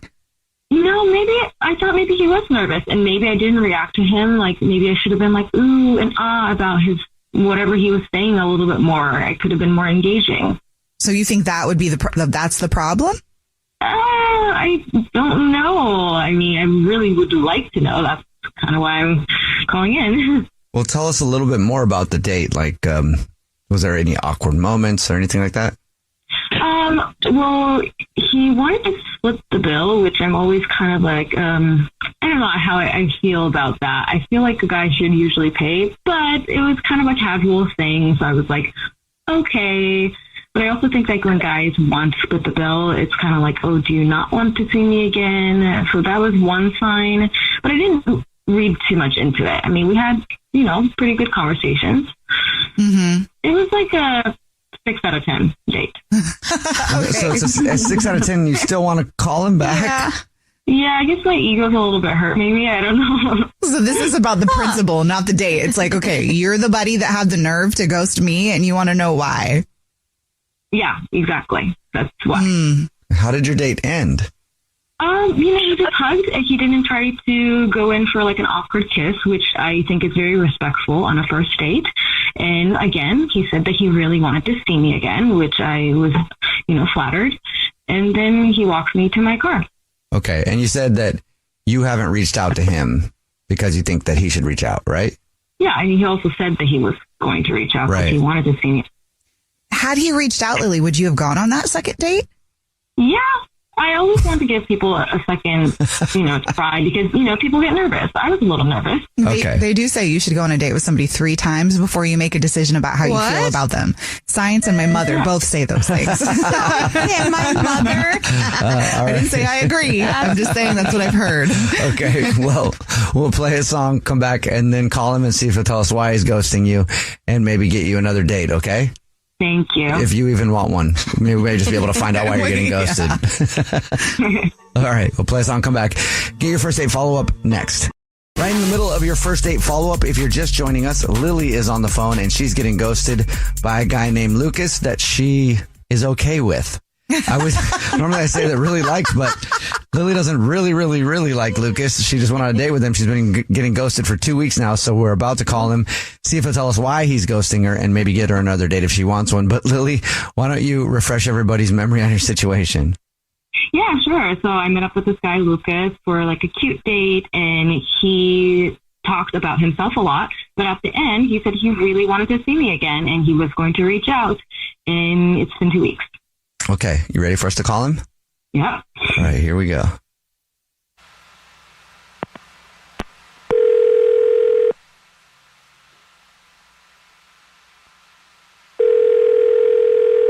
Hello.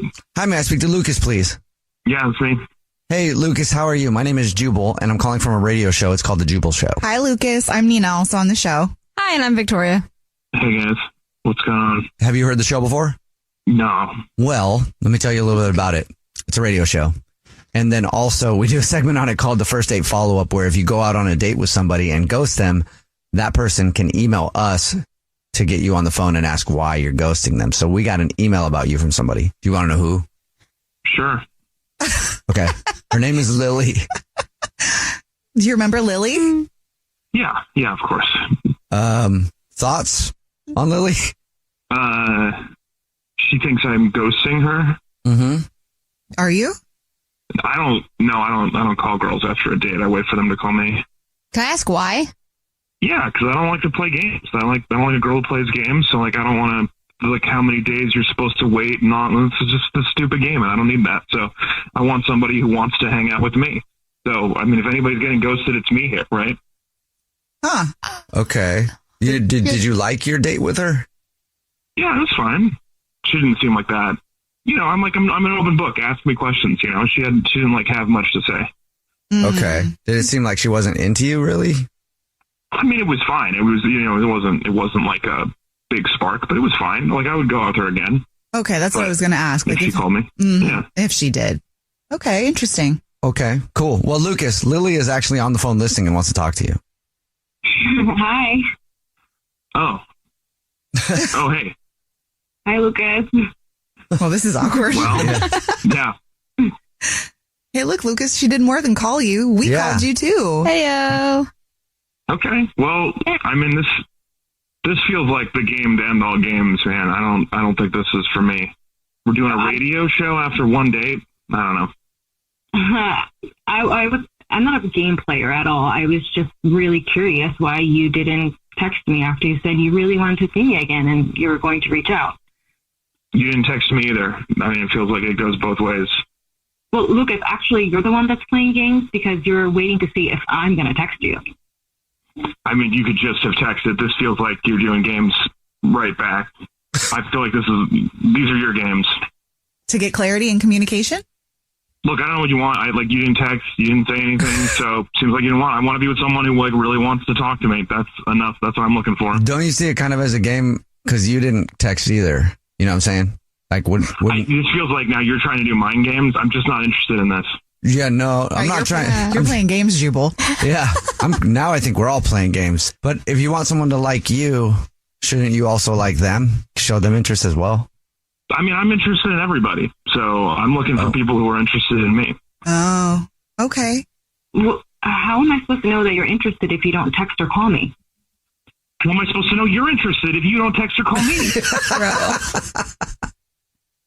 Wow. Hey, would you guys like to go on a second date? We'll pay for it. Yeah, actually, I would. Oh. What? Huh. You would? Yeah.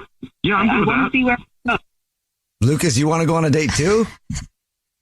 Yeah, sure. That sounds good. You're going to pay for it? What? Yeah. So now do we both feel confident that the other person is interested in the other person? Or do we need to text again after this call to say, I'm interested and I want to see you? We can go on the count of 3. You can text each other at the same time. Yeah, I don't know. It sounds like she's interested. That's what I was looking for. So I think you solved it. All right. And now, Lily, you know that he was interested too. I'm glad to find that out. Okay. Congrats. Well, enjoy your date. And you guys have a lot to talk about, I'm sure. Yeah, good luck on that. All right, we should figure this out now then. I guess you want to text me, Lily? You know what? Sure, but you have to text me back afterwards. Isn't that what you do when somebody texts? Okay. Well, deal. We got a deal and another date. Yay. Right. Congratulations, guys. Jubal's first date follow-up. Serena is on the phone today for a first date follow-up. She's getting ghosted by a dude named Ben, so in a few minutes we'll call him and see if he'll tell us why he's ghosting her and maybe get her another date. But first, Serena, how long has it been since you heard from Ben? It's been about 3 weeks. Have you been trying to reach out to him? Yeah, I have been. When's the last time you tried to reach out to him? It was this morning. Okay. Okay. And still nothing? Times are desperate. What can I say? But I haven't heard back from him yet. Have you been blowing him up? I've tried not to, but honestly, like, I haven't really been able to stop thinking about him for the last 3 weeks. Okay. Well, it must have been a really good date if you haven't been able to stop thinking about him and you still want to get in contact with him. It was, it was pretty, like, traditional, but I really liked it because it didn't feel like the apps, you know, like, it was really nice. Like, our plan was dinner and drinks and then maybe a little mini golf. Ooh. Okay. And is that what you did? Well, we did dinner and drinks, but we didn't quite make it to the mini golf part. Oh, did something happen? Yeah, probably stuff we didn't want to do in public, you know. Oh. No, let's be clear. What does that mean? Because that could be a lot of things. We definitely hooked up. Okay. So you didn't make it to the mini golf because you guys made it to do something else. Yeah. Gotcha. Were you at his place or yours? Oh, we were at mine. So what happened there? I think everything was fine. I mean, I had a great time and, you know, I don't think it was my place. I try to keep things pretty clean, but, you know, I don't know. He was maybe a bit of a germaphobe. I don't know. I'm just worried that maybe the hookup was bad for him or maybe he has a girlfriend. I don't know. My mind has been kind of running wild. Did it seem like that was just kind of one of those things, like leading up to you guys going out, that it was just going to be maybe more of a, you know, one-time deal? I didn't get that feeling, but maybe I was reading into it. How did you leave things? Like, did he stay the night? Did he leave right after? High five? Fist bump? I mean, I don't know. It was fine. I mean, I didn't think we left things weird. Like, he did stay over. He left the next morning. And he left normal? He didn't, like, you know, wake up and then try to sneak out or rush out? Like, he didn't want to talk to you? No, I don't think so. Did he say bye? Were you still asleep? It all seemed very... I don't know how else to describe it. It's like we clicked so well, and I didn't get any weird feelings. And when he left, he said bye. He didn't fist bump me or anything. So. And you've been trying to get a hold of him a lot for 3 weeks. Has he responded to anything? No, I haven't heard from him at all. That's not a good sign. Okay. Well, we'll try to figure it out for you then. We'll play a song, come back, and then call him and see if he'll tell us why he's ghosting you, and hopefully get you another date if you still want one, okay? Okay. All right, we'll play a song, come back, get your first date follow-up next.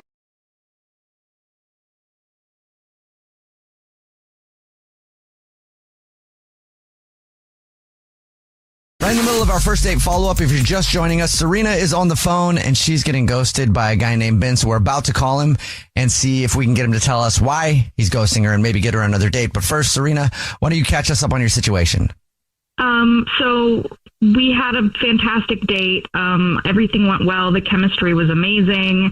We had all the pieces, emotional and physical. But I haven't heard from him for about 3 weeks now. And you have no idea why he hasn't answered anything since he left your house that morning? No, I don't know. How many times have you tried to get a hold of him, just like ballpark?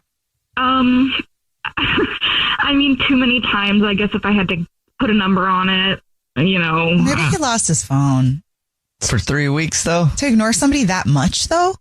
I mean, if you had a great time, you would find a way to get your phone. Yeah, you would. All right, well, let's see if we can get him to tell us. Are you ready for us to call him?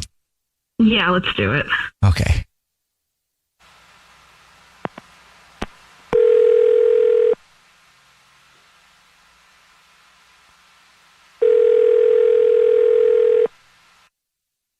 Hello? Hi, may I speak to Ben, please? This is Ben. Ben, hey, man, how are you? My name is Jubal. I'm calling from a radio show. It's called The Jubal Show. Hi, Ben. I'm Nina, also on the show. Hi, and I'm Victoria. Hi. What's up? How's it going? Good. How are you? I'm doing great. Just hanging out. Awesome. Have you ever listened to the show before? I can't say that I really have. Okay. What is this about? No worries. We do a segment on our show. It's called the first date follow-up. What that is if where you go out on a date with someone and you end up ghosting them, they can email us to get you on the phone and ask why you're being ghosted. So we got an email about you from one of our listeners. I see. Okay.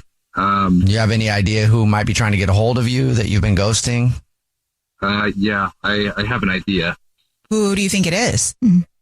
Probably, is it Serena? You are 100% correct. Congratulations. We don't have anything to give you for being correct, but yes, it's Serena. She told us about your date. She said that she thought things went really well and great, actually, and said she liked you a lot, but she's confused because you haven't talked to her for like 3 weeks, and she's wondering what the reason is. Did you lose your phone? No, I didn't lose my phone. I mean, the date was really good. You know, we just had great conversation, really connected. Okay. Sounds like a good reason to ghost somebody to me. What happened? Well, I mean, to be honest, it was the hands. She has really wet hands. Wet. She has wet hands? Yeah, it's just a kind of a personal pet peeve of mine, and I'm just like, I don't know, I'm a little bit of a germaphobe. I like to keep everything clean and nice, and like, how wet are the hands though? Like where you would ghost someone? I mean, it was pretty moist. I mean, I remember one time she came and like caressed my face, and I swear to God, I thought it was like a dog licking my face. Oh. I had my eyes closed. Nothing against her, I get that that's sometimes like a thing and a condition, but I don't know, it's just not really for me. I figured it would just be easier to stay away from that. But like, what if it was just nerves? It's the first time she's spending time with you, so she got nervous and maybe a little anxiety and got sweaty palms. That's supposed to be cute. That's a compliment. Aww. She was so into you, you made her palms sweaty. That's true, but I don't know. It's just, I guess I didn't really want to continue that after that. I just couldn't get the hands out of my head. And you can treat that though, but you can treat that. You can get Botox in your hands to make it stop. What? So like, if you really like somebody, there's ways to get around sweaty hands. Well, I'm not sure if we can do, I mean, some people maybe, but I don't know if we can. Okay. Or she can. Okay. It was almost supernatural how much moisture was coming out of it. Oh. Like I was almost concerned about it. I mean, I've shaken hands with people. Yes, I'm a bit of a germaphobe, but I mean, this was like on a whole other level.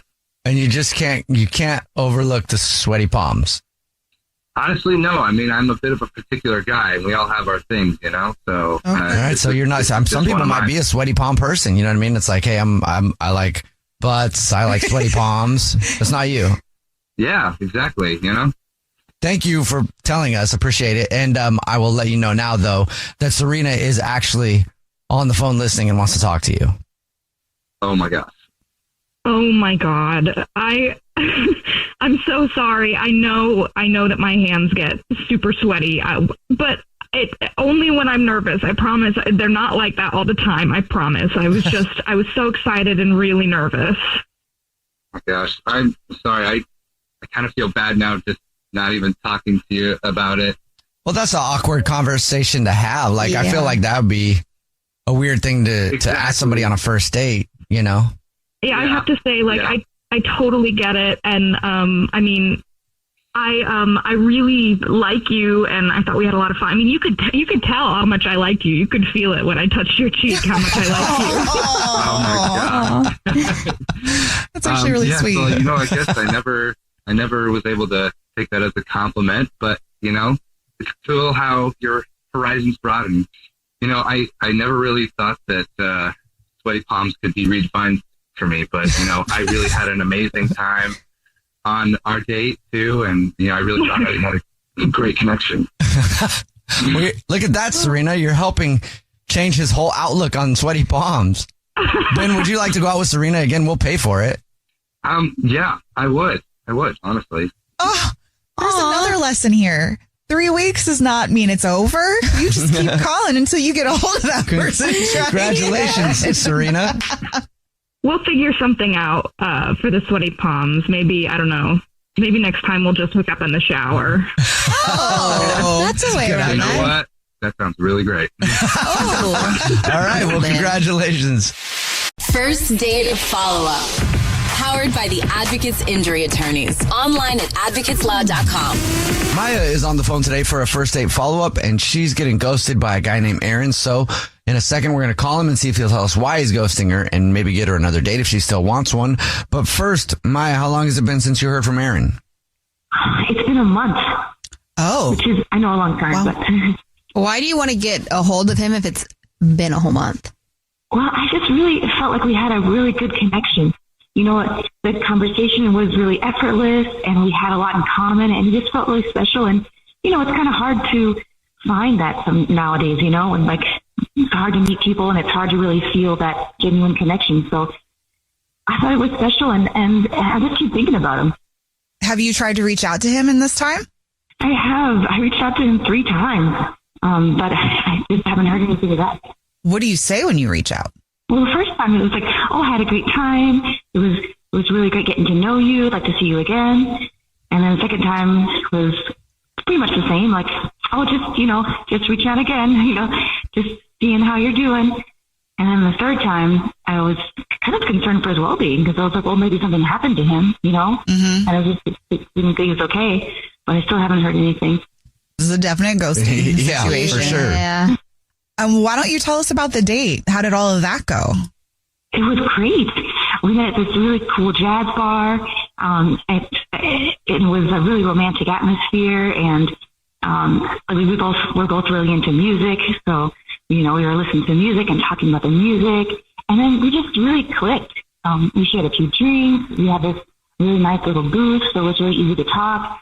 And we talked about our love of traveling and our where we want to go, and like what kind of places we want to go to. And we talked about our pets and our passions, and it was really just great. And he was really funny, and he was making me laugh, and it just kind of felt like we'd known each other for years, And we did share a kiss at the end of the night, which I usually don't do, but it was going so well, so I mean, you sound so giddy right now, just reliving it. Yeah. Yeah. I guess it just really felt for him, and it was a really good kiss. Sparks. They felt the sparks. Do you feel like he felt sparks too? I think so. I mean, I think he did. I could see it in his eyes, and he said, I had a really great time, and I'd like to see you again. And just the way that the kiss was, it was, it started out really kind of tentative, but then it got, we got kind of into it, and it just felt so, so natural. You just kind of figure out the angles and everything, and it just, it was great.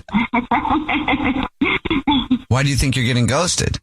Well, okay, this is embarrassing. So he was really funny, and he was, just like cracking jokes the whole night and cracking me up. I love a guy with sense of humor, and he made this one really funny joke, and I laughed so hard like some snot came out of my nose.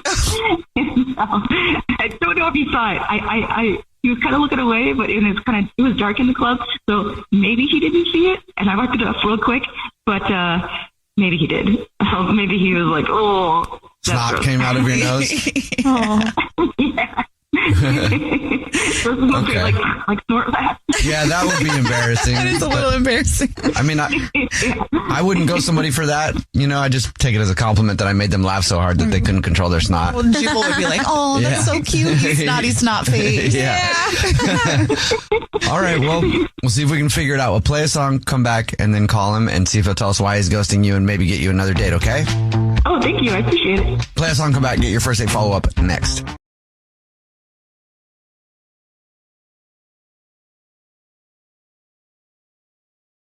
Right in the middle of today's first date follow-up, if you're just joining us, Maya is on the phone and she's getting ghosted by a dude named Aaron. So we're about to call him and see if he'll tell us why he's ghosting her and maybe get her another date. But first, Maya, why don't you refresh everybody's memory about your date with Aaron? Oh, yeah. Well, it was really great. We met up at this really nice jazz bar. We heard some great music. We had a booth. It was a really nice, intimate date. And we had a nice conversation. He was really funny. And we really hit it off. We had a lot in common. And we even had a really nice kiss at the end of the date. And I would love to see him again. And I even texted him a few times. And I just never heard anything back. And it's been about a month. Okay. You ready for us to call him? Yeah, I'm a little nervous, but I'm ready. And you think the reason you're getting ghosted is because you blew a snot rocket? She didn't say that. She just said a little came out when she was laughing. Big difference. All right, here we go. I'm going to dial his phone number.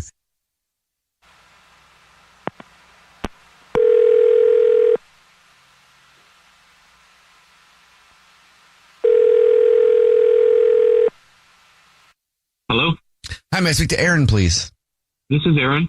Aaron, hey man, how are you? My name is Jubal. I'm calling from a radio show. It's called The Jubal Show. Hi, Aaron. I'm Nina, also on the show. Hey, and I'm Victoria. How many people is this? 3. Okay. Okay, and it's a radio show. I don't know if you heard that part. I did. Okay. What's up? Have you ever listened to the show before? Sometimes on my way to work. Okay, cool. Have you ever heard a first date follow-up before? Yeah, I guess. Okay, that's good. Well, guess what, Aaron? I'm on it. You are now the star of one. Okay. Do you have any idea who would email us about you? I might have an idea. I don't really date many people. Okay, who do you think it is? Probably Maya. Guess what, Aaron? You're absolutely correct. Maya emailed us and told us about your date, and she wants to know why you're ghosting her. Would you tell us? Sure. It's kind of crazy timing. So I have real bad anxiety, and I'm kind of working through it with my therapist. And we actually, in my last session, just talked about Maya, and, I feel bad for not reaching out and possibly hurting her feelings. But I find myself picking up the phone to call her, or, respond to her text messages, but I just can't. Okay. So your therapist is helping you with that? Like, do you think that you're going to reach out to her? Like, was that part of the plan? That was it. I just haven't been able to, push that call button. Okay. So you just can't call her? Yeah, it's just, I don't know what to say. And now it's been about a month, and it just makes things a little worse. And now I'm on the radio. Well, maybe it's good timing, though, because maybe this will put you in a position to not have to worry about what to say, because she wants to know why you're not calling her. I guess that helps. Is this like anxiety or what? Yeah. Fear of rejection, I guess, is what my therapist said. Okay. Like I said, I don't really date much, so when I do date... Aaron, have you ever heard of the term cognitive behavioral therapy? No. Okay, cool. Well, I'm going to tell you what it is. So cognitive behavioral therapy is when, if you have like a fear of something, they put you in that situation so that you can see that it goes well, and then you can start to relieve that fear. So like if you're scared of jumping into water, they'll take you and jump you into water and you'll be okay. And then you'll be like, okay, it's not that scary. That sounds terrifying. Yeah, I bet it does. And the reason that I bring that up to explain that to you is Maya's actually on the phone listening and wants to talk to you. Oh, God. So. Okay. We're here with you, though, Aaron. We're right here. Hi. Hi. Hey. It's good to hear your voice. Sorry, I haven't called. Well, hearing your reason, I mean, it makes sense, and it does make me relieved, because I thought that you just lost interest, or you just didn't want to see me, or I embarrassed myself. No, but it's more the opposite. Yeah, I have, I care about you, or I have strong feelings, and I'm not sure how to go through it. Well, I care about you too, and I understand. It did really hurt my feelings when I never heard anything from you. And I know anxiety is really hard to work through, but I sometimes I think it can be an excuse, not to tell your true feelings. Yeah, I don't know. I just I don't want to hurt anybody's feelings or my own. So I just, So is it an excuse? I mean, no. I really liked you. I really like you. And I'd like to, hang out, but it's tough. Oh, I understand. I don't want to just be awkward. I didn't think you were awkward at all when we had our date. I thought it was great, and the conversation was great, and you were really charming and funny, and I'd like to see you again, and I'm willing to work with you, and be understanding. You should have seen how much I was sweating. Aaron, would you like to go out with Maya again? We'll pay for it. Yeah, absolutely. Oh, yay. Okay, look at that. That's exciting. You got a second date, Maya, and we cured Aaron's fear of rejection. Isn't that amazing? Maybe I should pay you guys instead of my therapist. Jubal's first date follow-up. First date follow-up. Powered by the Advocates Injury Attorneys. Online at advocateslaw.com. Allegra is on the phone today for a first date follow-up, and she's getting ghosted by a guy named Gary. So in a few minutes, we're going to call him and see if he'll tell us why he's ghosting her and maybe get her another date. But first, Allegra, how long has it been since you heard from Gary? It has been 5 days. Who's keeping track or, anything? 5 days on the dot. What was your last interaction with him like? It was great. Like, he asked me to maybe go on a second date, and I was looking for that. Just even a text from him. And yeah, now it's the 5th day. I haven't been sleeping. I know that's embarrassing, but I just really liked him a lot. Yeah, I really did. Have you tried to reach out to him? Yeah, I sent 3 texts, and I think that's about it. Like, I'm not going to push it anymore. What are you saying in the text? Are you just like, hey? Yeah, I'm just like, hey, I had a great time. And then the other one was like, hope you're doing well. The third one was like, hey, do you want to go to Six Flags together or something? Okay. Well, let's try to figure it out. Why don't you tell us about your date?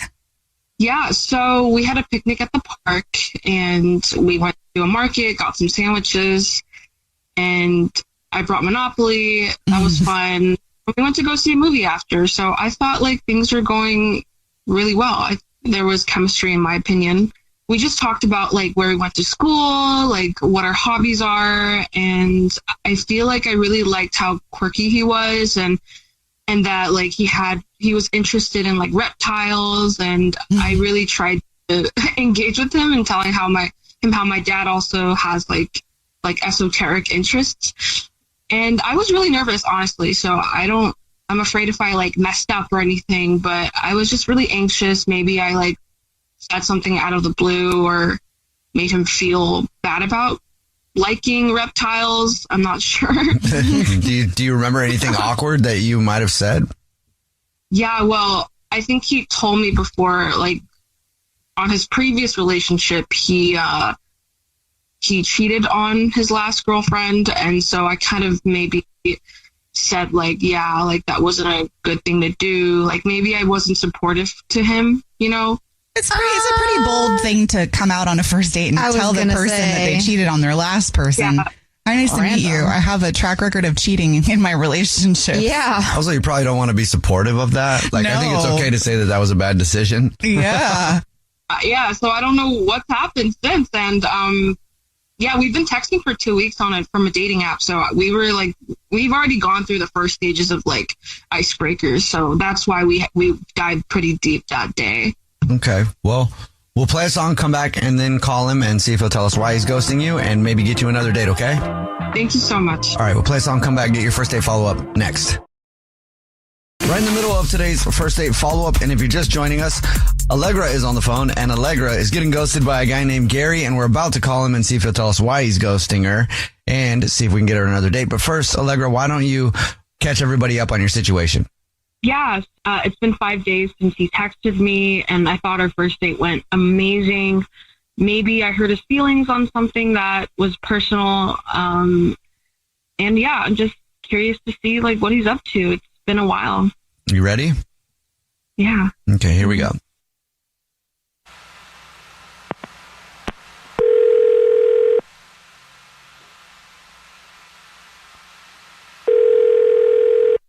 Hello? Hi, may I speak to Gary, please? Yeah, this is Gary. Gary, how are you? My name is Jubal. I'm calling from a radio show. It's called The Jubal Show. Hi, Gary. I'm Nina, also on the show. Hi, and I'm Victoria. Hi, everyone. How are you? I'm good. What's going on? Do you ever listen to the radio show at all? Yeah, I have. Okay, great. Have you ever heard a first date follow-up before? Yes, I have. Perfect. Ooh. Well, then you know that's the segment that we do where if you go on a date with someone and then end up ghosting them, they can email us to get you on the phone and ask why you're ghosting them. Yeah, that sounds right. So we got an email about you, Gary. Oh, did you? Yes, we did. Any idea who would email us and say that you're ghosting them? I can think of one person, yeah. Okay. Does it start with an A? Does it end with Allegra? Yes, it is Allegra. She emailed us. We talked to her. She told us about your date. She said she really liked you, but she's confused and wants to know why you're ghosting her. Would you mind telling us? Sure. But, well, did she tell you about the date? She did. She said it was good. She said you guys went to a park and then... You like reptiles? Yeah, she said you guys talked about a bunch of stuff, including the fact that you like reptiles, and she said it was a really good date. Yeah, we went to I guess you could call it a park, but it was actually a graveyard. What? Oh. Yeah, she laid out a picnic blanket over just, like a random person's grave, and then she wanted us to eat on it.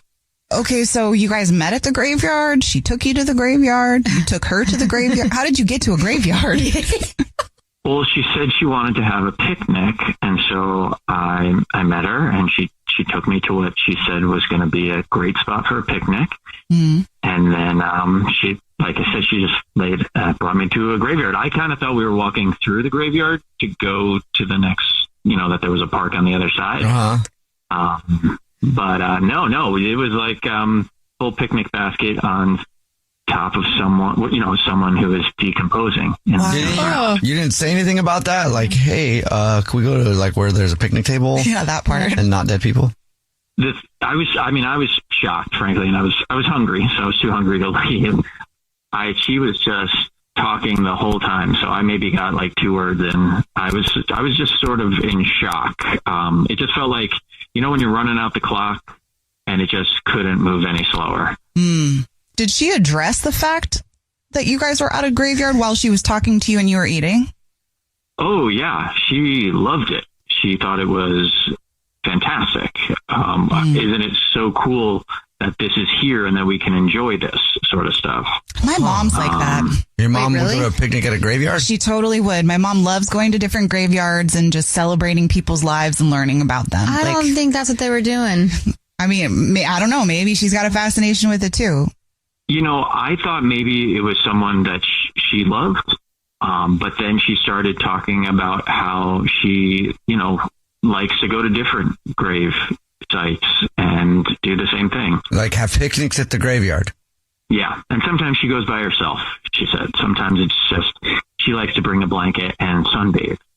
My mom always says that the whole idea is that if you don't acknowledge them, then they are forgotten. I mean, for me, I would be very creeped out in a graveyard. I'm just wondering if her mentality is similar to my mother's, where it's just she wants to honor people that she doesn't know.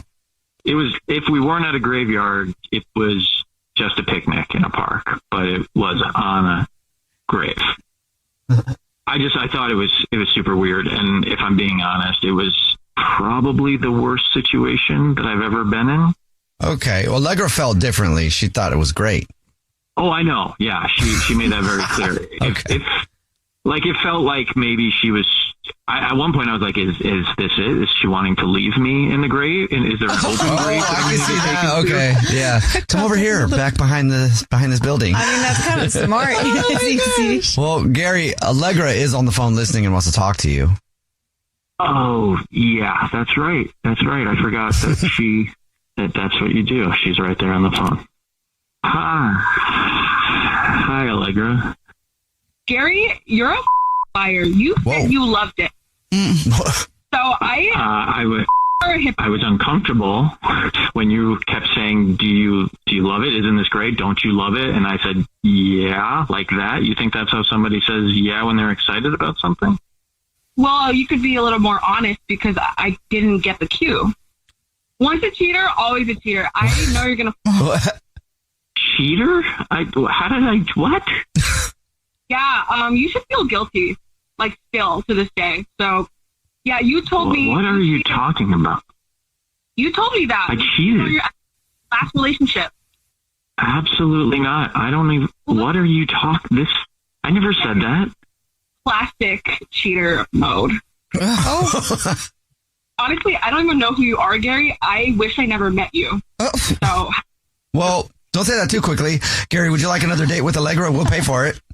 No, thank you. Yeah, you, Gary. Jubal's first date follow-up. It's time for Nina's What's Trending. People seem to think that Jack Harlow just soft launched his exit from the rap game. What? Wait, what? Because over the weekend, he had an opportunity to perform with the Louisville Orchestra. Ooh. And he flexed his vocal cords doing a cover of Elvis Presley's Can't Help Falling in Love. It's actually pretty good.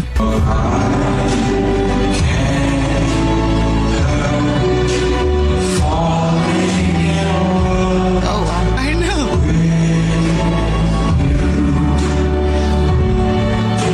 That actually is pretty good. I know. Yeah, there's a reason Elvis is one of the most covered artists on the planet.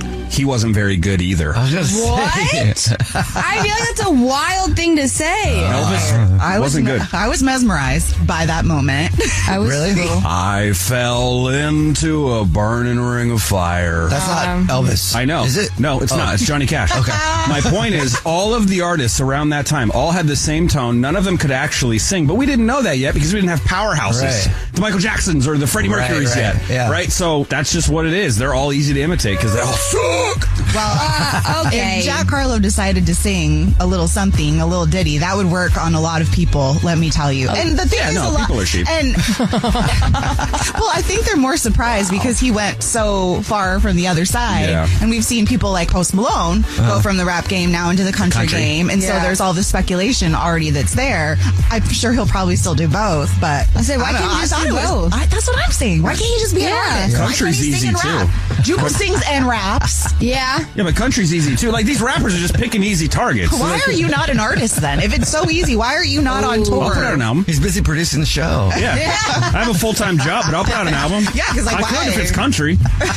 Oh, wait, I would actually I would like I'll do it. try. I would love to see you do that. All right. Brad has a challenge. Bet. January 1st, Brad will come back in the new year At least an January EP. with an album. Producer Brad's Country New Year coming right up. Okay. Country New Year, I love it. That's going to be great. Okay. And lastly, in other vocal news, Taylor Swift is getting an apology from Billboard magazine. They are deeply sorry for how they have offended her. What do you mean? Actually, this is a really, really big mess up. So, do you remember Kanye West's song Famous? Yes. You know how he, makes that line about Taylor, like, I made that famous. Yes. And then in the music video, there's a wax figure of her in it with bed with no clothes on. Right. So Billboard put this video together to celebrate her career, really, and to celebrate her as one of the greatest pop stars of the 21st century. And she's number 2 on their list. They included a clip of the naked wax figure Taylor Swift. Just reaffirming what Kanye said in the song. The video editor's trolling. Oh my God. It had to be a troll. Because that's just so wrong. A major company like that? How do you mess that up? Yes! I have no idea. And what they say is that they're deeply sorry, in quotes. Somebody got fired. I'm pretty sure of it. Somewhere in Wyoming on his ranch, Kanye's like, I knew it! Even they know! Wow. You screw up. That is big. So the great state of New York is trending this morning because they have just made cheating legal. Wait, was it illegal? It was. Back in 1907, they created a law that said that they criminalized getting down with somebody else. What? And they said it was punishable up to 3 months in jail, but it was a misdemeanor. And so finally they're like, you know what? We can't really enforce this all these years later. It'd be cool if there was actually people in jail because of that, though. I feel like it would be too. Like a task force that goes after only people who cheat. Yeah. Yeah. They just listen to the Jubal Show Maybe to catch a cheater, and then they just use that information. I mean, it kind of already exists, no? Yeah. Because of the Jubal Show. There's a task force. Right, we are the task force. We are. Victoria's clapping. She's going to show up and put you in cuffs. I feel like we're like P-Force. Yeah. So, anyway, that was interesting. I don't remember, have any of you guys on this show seen Ted Lasso? No. Okay, so Ted Lasso is a very popular show on Apple TV starring Jason Sudeikis. But the reason why it's trending right now is because Brett Goldstein, who's one of the writers who also played Roy Kent on the show, has just confirmed that the show is kind of loosely based on The Wizard of Oz. Wait, what? Isn't that interesting? It's about soccer. It's about soccer, but there are so many references to The Wizard of Oz. Like Ted's need to always go home is like there's no place like home. And then he made each one of the characters kind of like the main characters in The Wizard of Oz. Like Ted Lasso is supposed to be like Dorothy. Wait. Roy Kent was the Tin Lion. I never watched The Wizard of Oz, but I just watched a summary of The Wizard of Oz the other day so I could watch Wicked. Oh, the Tin Lion. And I'm very confused. I know, but I also wonder if that's why he's talking about it, because Wicked and The Wizard of Oz and all of that stuff is so popular right now. But he says the show's been based on it the whole time, which is pretty fascinating. So what's the Yellow Brick Road? The soccer field? Oh, maybe. What? No. Maybe. That's pretty interesting. They didn't say all that. It just broke down the different characters. I think he's only saying this because of the popularity of Wicked. Yeah. Because the reality is there are only like 3 different plots ever, right? And so, yeah, there's a million movies based on the same exact plot line as Wizard of Oz because Wizard of Oz is based on the same exact plot line as all of the other movies. But there's only a few plots that exist. But still, as the writer, he's saying he was inspired by it, and it's true because of his inspiration. Interesting, huh? I'm going to move on before you start yelling at me again. Okay, and if you're interested in buying shoes, we now know there's a hack and there's a good time to actually buy them. You don't want to buy them in the morning because your feet are not swollen and it will be they'll be too tight if you get them too early. Now, you don't want to get them at night because your feet will be too fat and you don't want them to be too stretched out. So if you buy your shoes in the afternoon, they'll be just That's when you're supposed to buy shoes, okay. That's when you're supposed to buy shoes because you've walked just a little bit, enough for your feet to swell just enough to fit into the proper shoe. Okay, let's take it a step further. What if you're buying shoes that you're only going to wear at night? Oh. Shouldn't you buy those at night? Maybe. Is the hack you should buy the shoes when you intend to wear them? Maybe. That's a lot. That's not what I reported, but it would be next level. It's like a secondary hack. Yeah, there you go. I only plan to wear these at lunch. I'm going shoe shopping at noon. Scheduling anything. I can't schedule the time to go buy shoes. Right. Can you imagine? It's the only thing Jubal successfully schedules. He's like, I missed my doctor's appointment, but I did get those new pair of Nikes. Right at 2:05 when my feet were the ideal size and width.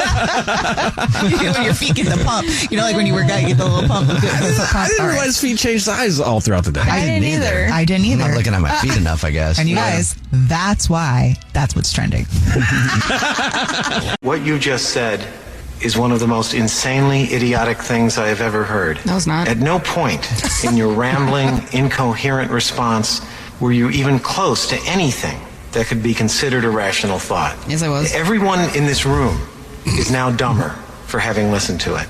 I award you no points, and may God have mercy on your soul. It's almost time, excuse me, for America's favorite trivia game. I got a little choked up. You versus Victoria. Your chance to take on our own Victoria Ramirez in I ate too much. What? Game of trivia for all the trivia glory. Also, speaking of stuffing your trap on Thanksgiving, you also need to make sure your house is stuffed with all the latest fall decor. Ooh. And Macy's has got you covered with a $100 gift card to Macy's because not only are they here to hook you up for you versus Victoria, they're also here to help with all of your fall decor needs. So shop in store or at Macy's.com and call us right now if you want to play. 888-343-1061. 888-343-1061. You can also DM us at The Jubal Show or go to thejubalshow.com if you want to play Victoria. And now let's get Victoria's brain all warmed up and ready to go. Yep. Here you go, Victoria. Answer these as fast as possible. Okay. What do you get when you mix a Christmas tree with an iPad? A Christmas? What? A pineapple. What? Wait. Let me sink in. It's a pine Say it tree. again to yourself. An iPad and a Christmas tree. Pine tree and apple iPad. What? Pineapple. Where'd you get the pine tree from? She just asked right before this what I'm going to do with my future. And From the Christmas tree lot. Where you get them usually. Oh my gosh. Oh my. And then you put them together. Pineapple. Yeah. Yes. Well, next time you say a pine tree, Jubal, I'm thinking like Christmas lights with the star on the top of it. There's like a. What kind of tree do you think of when you think of a Christmas tree? I think of a Christmas tree. What specific brand I of don't tree? think of, oh my God, I don't go to a Christmas tree lot and be like, oh my gosh, what kind of tree is this? Like, let me think real quick. No, I think of, oh my gosh, that's my Christmas tree and put lights on it. I'm going to put ornaments on it and put a light at the top of it. My cat's Name going to a run tree. up it. Name another tree. Apple tree. Why do you ask me these questions? All right, you versus Victoria is coming up right after this. It's the Jubal Show. Good morning. Can I take your order? Can I get a tall chai? And a large black coffee. A what? Large black coffee. Do you mean a venti? No, I mean a large. He means a venti. Yeah, the biggest one you got. Venti is large. No, venti is 20. Danny. Yeah. Large is large. In fact, tall is large, and grande is Spanish for large. Venti's the only one that doesn't mean large. It's also the only one that's Italian. Congratulations, you're stupid in 3 languages. It's time for America's favorite game show, You versus Victoria. Your chance to take on Victoria Ramirez in a game of trivia for a $100 Macy's gift card. And let's meet today's contestant for You versus Victoria, Brad. What's up, Brad? How are you? I'm good, man. How are you doing? I'm great. I was confused. Producer Brad is very confused. Yeah. Are you similar to the Brad in the studio, Brad on the radio? What does that mean, Victoria? You smarty pants. Gets mad all the time, mostly at me. Yells a lot, but mostly at me. Thinks he's always right. Wow. Mostly against Are me. you like that, Brad, on the phone? Oh, yeah. Okay. Cool. Oh, it's a Brad thing. We're all the same. Caller Brad, producer Brad, doesn't matter. All right, we're going to send Victoria out of the studio. And while she's leaving, Brad, the game is played like this. You have 30 seconds to answer as many questions as possible. If you don't know one, just say pass. And Victoria has to beat you outright to win, okay? All right, sounds good, man. All right, are you ready? I'm ready. Here we go.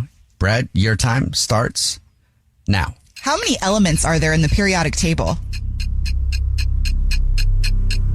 62. Which U.S. president declared Thanksgiving a national holiday?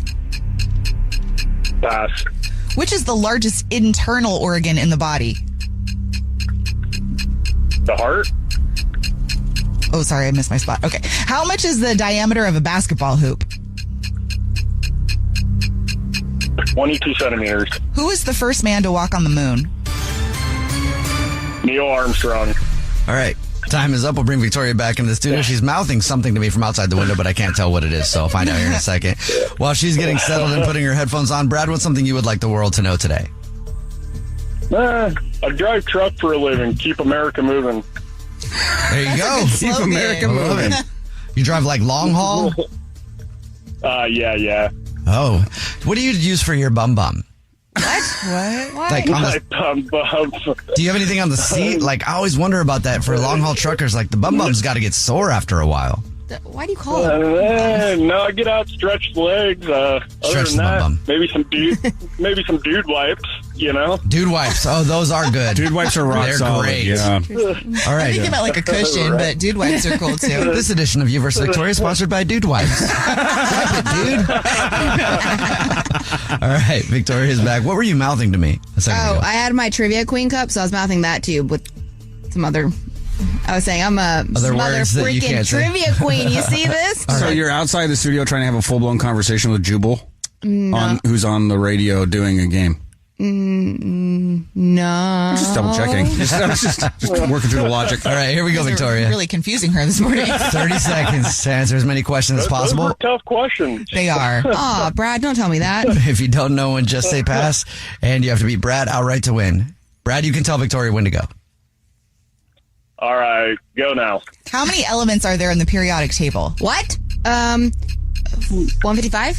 Which U.S. president declared Thanksgiving a national holiday? Stop laughing. I don't even know. Which is the largest internal organ in the human body? Oh, the small intestine? Wait, I don't think that's right. We're going to go with it. Okay. The brain. How much is the diameter of a basketball hoop? What? I'm thinking 9 inches? 9 inches? I don't know. I'm just gonna. I like how Victoria got distracted by the cuteness of somebody making it a holiday. Aww, that's so sweet. Nice. All right, let's send it over to the scoreboard and see how you guys did with our scoreboard. Producer Brad. Caller Brad got 1 correct, and Victoria got 0 correct. Caller Why Brad. you say it like that? Congratulations. You did it. You beat Victoria. Man, freak by, huh? Yep. You got a $100 gift card to Macy's, and you are today's reigning champion of trivia. I guess I can toss out my trivia queen. Mm-hmm. You can buy something for your bum with that gift card. Yes, you can. Dude wax. Some dude wipes. No, those bathrooms are pretty disgusting, along I-5. Oh, yeah. Yeah, those bathrooms are. Yeah. This is a really informative conversation. It is, yeah. All right, let's get the answers now with Nina. There are 118 elements on the periodic table. Oh, dang it. Lincoln was the U.S. president that declared Wait, Thanksgiving seriously? a national holiday. I wanted to say him. No, wow. The liver is the largest internal organ in the human body. The diameter of a basketball hoop is 18 inches, and the first man to walk on the moon was Armstrong. You didn't ask me that one. Because you didn't get there. Okay. Brad, congratulations, man. Thank you for playing. Hey, thank you, man. Have a good one. Take care of that bum bum. For sure, I will. All right. I will. We play You vs. Victoria the same time every single weekday morning. Remember, if you want to play Victoria, all you have to do is DM us at The Jubal Show or go to thejubalshow.com. What you thinking about, Victoria? Well, I'm just confused here. Nina said internal organ. It's like, what are your external organs? Well, skin is the largest organ on the body. So Seriously? internal. That's why I emphasized internal. Because we've had the skin question before. Like, what is the largest organ in your body? It's your skin. It surprised me it's the liver. Yeah, me too. Yeah. How big is the liver? Biggest. Yeah, I guess you're right. It's the biggest one. But how big is it? How big is it? Let's find out. How big is the liver? This feels like a joke Thank you, just producer walked Brad. into. Yeah, I know. It's so big. On average, the liver is about the size of a football. What? And weighs about 3 pounds as an adult. Oh. I don't know if I can. I'm trying to feel for my liver right now. So It's right that's there. what's sticking out over here. It fills like, you know what the thing about the liver is? It fills a lot of space between other organs that you know about, right? Like, cause like nobody really knows where their liver is until you look at it on a thing, but like, it's like between it's like under a lung and beside an intestine back, and like, it's yeah, in it's there kind of, somewhere. Yeah. Oh, so it's just like. It's a space filler. Well, it's actually very That's all important. it's there for, whatever. Yeah, that's it. That's all you need it for. Okay. Just so you stand upright. It's time To catch a cheater. only on the Jubal Show. Christine is on the phone today for To Catch a Cheater. She's been with her boyfriend Jason for 4 years, and now she thinks something might be going on, so we'll see if we can help her out. Christine, I'm sorry you're in that situation, but tell us about it. Why do you think Jason's cheating? Jason never seemed like the cheating type. He's always been like super considerate and loving, and he's just like this sappy, big-hearted puppy kind of guy. And I swear I'm like not being mean, but I'm just not sure how he'd even know how to cheat. If that makes sense. Those are the ones that cheat, though, because they hide behind their puppy dog. Sorry, not to. I mean, I don't think so. But the reason I emailed is that I do like the money, like the quote unquote bookkeeping in our relationship. And I was looking at his bank statements and I noticed these charges of like at least once a week, he charges a hotel room, and it's usually the same hotel, and it's like for one night. And, the dates that he gets the room is like the same nights that he goes to play this like tabletop game with his friends. And like they, play with like mini figurines and stuff like that, which is why I think he doesn't know how to cheat. But, and so he always says that he's going to his friends, and he doesn't say, "Hey, I'm going to go to a hotel."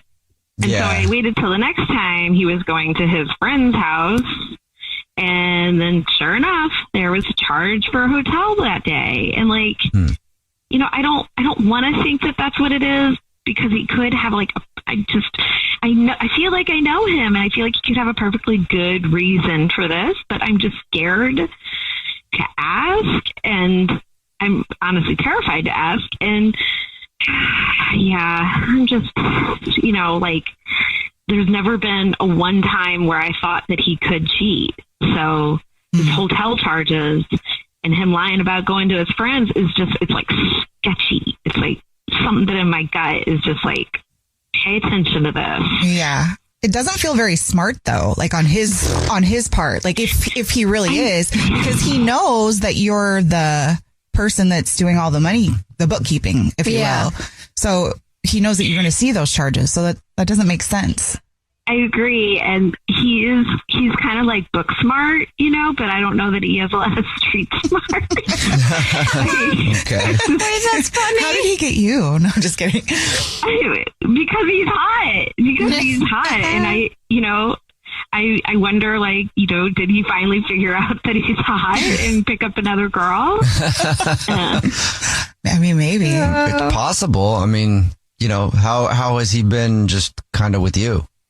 He's been good, and he's just kind of flirty and fun, and he pays it. He's really into movies and TV and cosplay and stuff, and I try to be into it as much as I can, and I do cosplay, but I don't know as much as he does, and so I'm afraid that I'm not geeky enough for him, and maybe he's bored or something. I don't know. Could it be something else going on, like something not related to cheating? I hope so. I mean, that's my hope, is that this is something that I just can't even can think of, because it's so Jason, and that's how, he has a quirky brain. Yeah. And so my hope is that it's a quirky thing, but my fear is that he's seeing another geeky girl or something. Okay. Well, you told us what grocery store you guys are rewards card members at, so we'll play a song, come back, and then call him and pretend to be from the grocery store and say that every single month we choose one rewards card member who is the lucky winner of free flowers delivered from our floral department, and we'll see if he believes that and who he sends them to, if he sends them to you or to somebody else, okay? Sounds good. All right, we'll play a song, come back, and get your To Catch a Cheater next. If you're just joining us for To Catch a Cheater, Christine is on the phone and she thinks that her boyfriend of 4 years, Jason, might be cheating. And so we're about to call him and pretend to be from the grocery store that he's a rewards card member at, and say that every single month we choose one rewards card member who gets free flowers delivered from our floral department. And we'll see if he sends those to his girlfriend or to somebody else. But before we do that, Christine, why don't you catch us up on your situation? Yeah, so Jason and I have been together for 4 years. He's a total dork who I'm madly in love with. And he has been putting charges for a hotel about once a week on our card. And I'm worried that he's using that hotel to see somebody else. But I hope not. I hope it's some weird reason that I can't even think of right now. Okay. Well, are you ready for us to call him? Ready as I'll ever be. All right, here we go.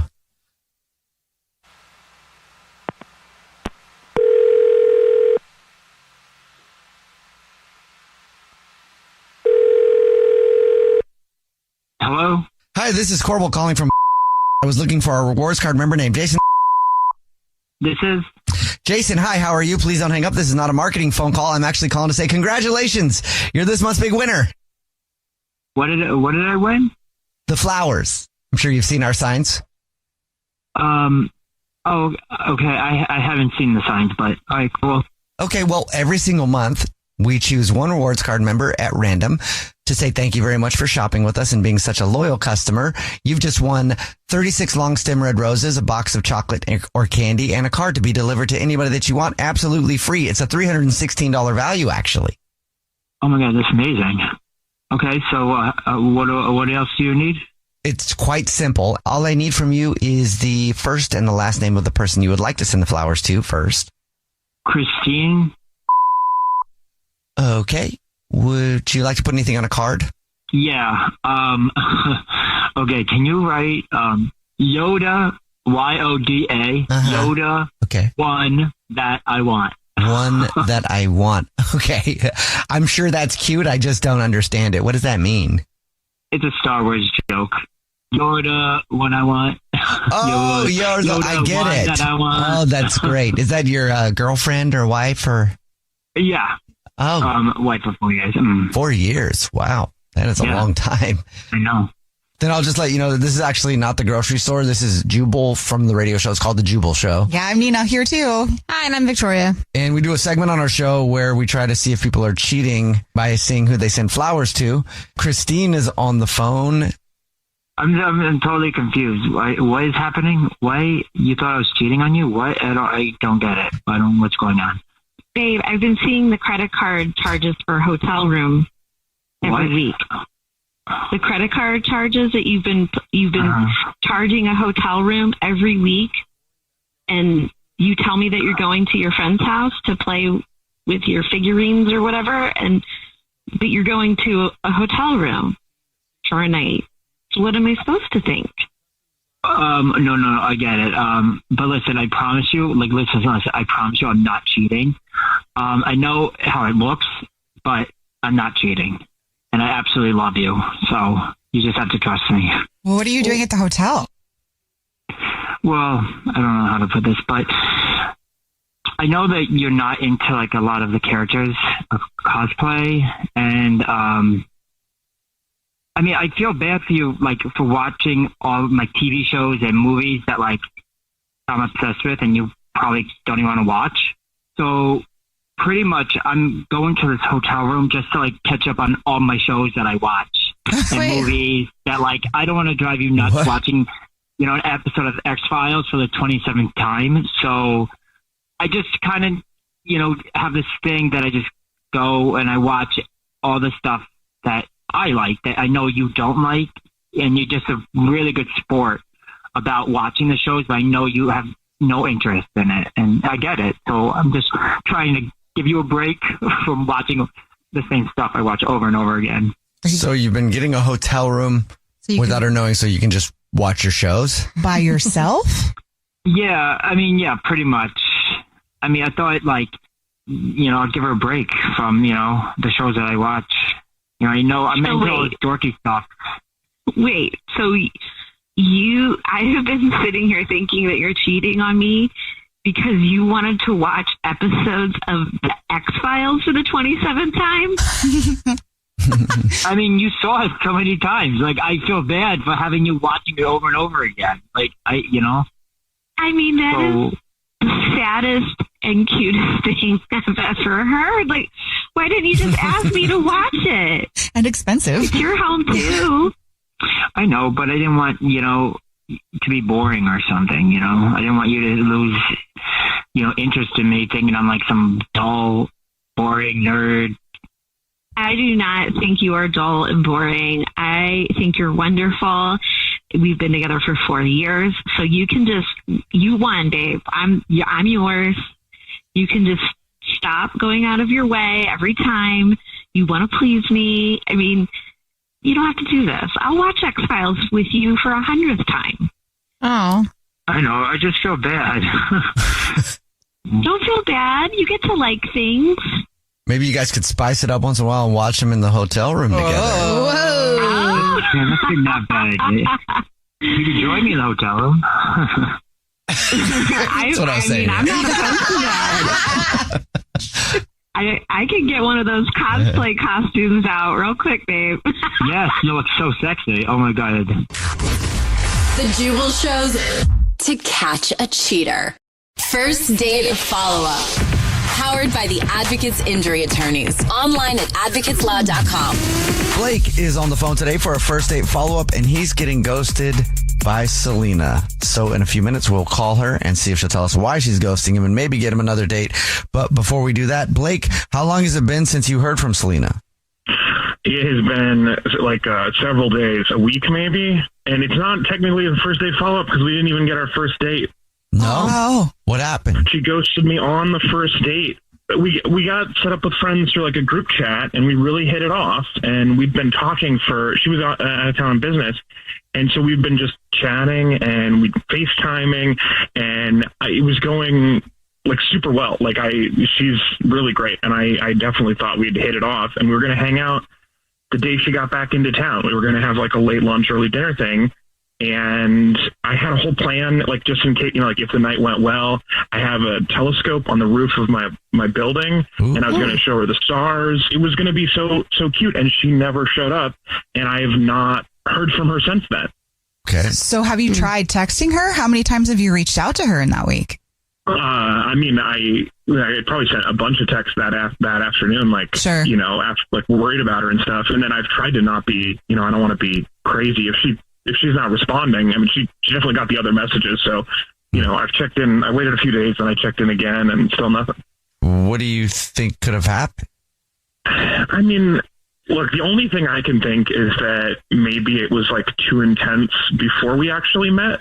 I don't know. It really felt special to me. Like I thought for sure, like we've been talking we're FaceTiming every day.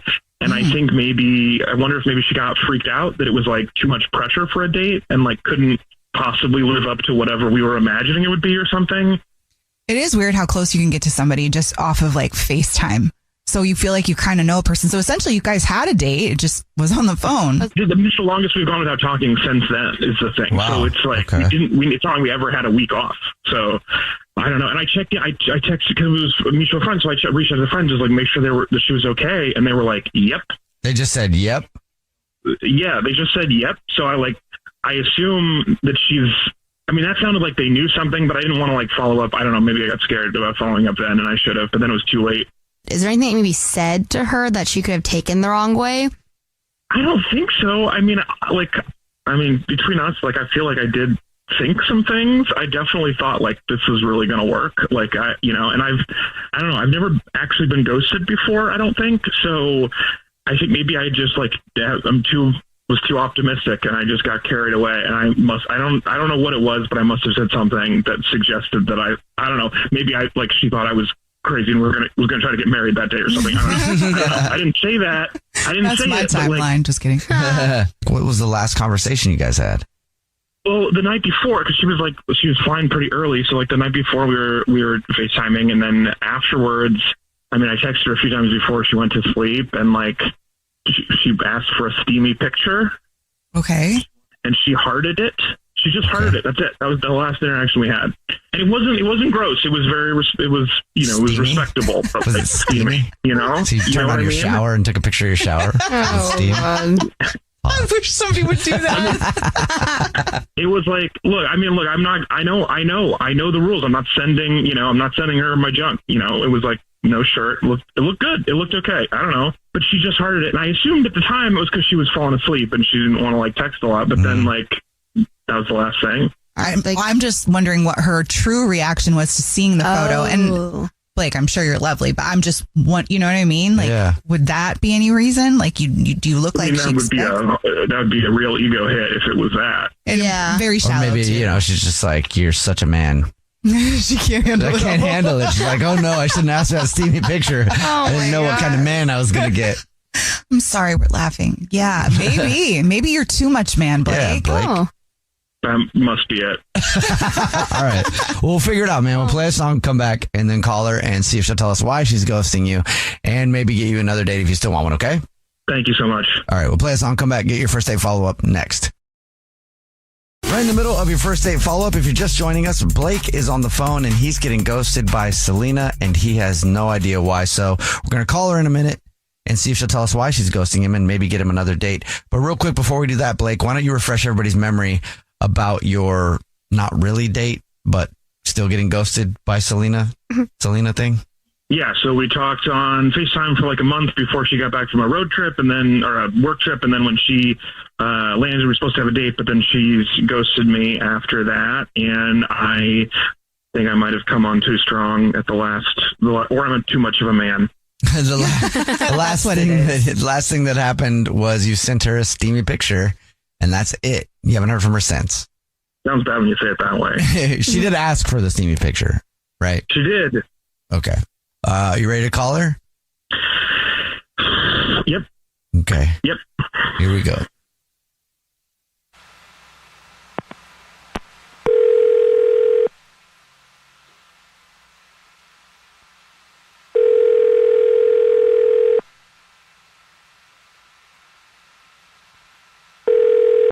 Hello. Hi, may I speak to Selena, please? This is Selena. Hey, Selena, how are you? My name is Jubal, and I host a radio show. It's called The Jubal Show. Hi, Selena. I'm Nina, also on the show. Hi, and I'm Victoria. Oh, hi. I'm Selena. Hi, Selena. Nice to meet you, Selena. Have you ever heard of The Jubal Show before? Maybe. It sounds vaguely familiar. We do a segment on our show. It's called the First Date Follow-Up. What that means is if you go out on a date with somebody and end up ghosting them, that person can email us to get you on the phone and ask why you're ghosting them. So we got an email about you from one of our listeners. No, really? Yeah, his name is Blake, and he's wondering why. Oh, you're ghosting Blake? Wait, so he thinks I'm ghosting him? Yeah. He told us about how you guys like FaceTime a bunch, and then the last interaction between you two, you said, "Hey, send me a steamy picture." And then so he sent you a steamy pic, and then that's the last he heard from you, so he doesn't understand what happened. Right, that's totally fair. This is the weirdest thing, because I just got my phone back today. I was on a flight. I flew out to Chicago for work, and we were supposed to meet up while I was there, and I left my phone on the plane, and they literally just mailed it back to me this morning.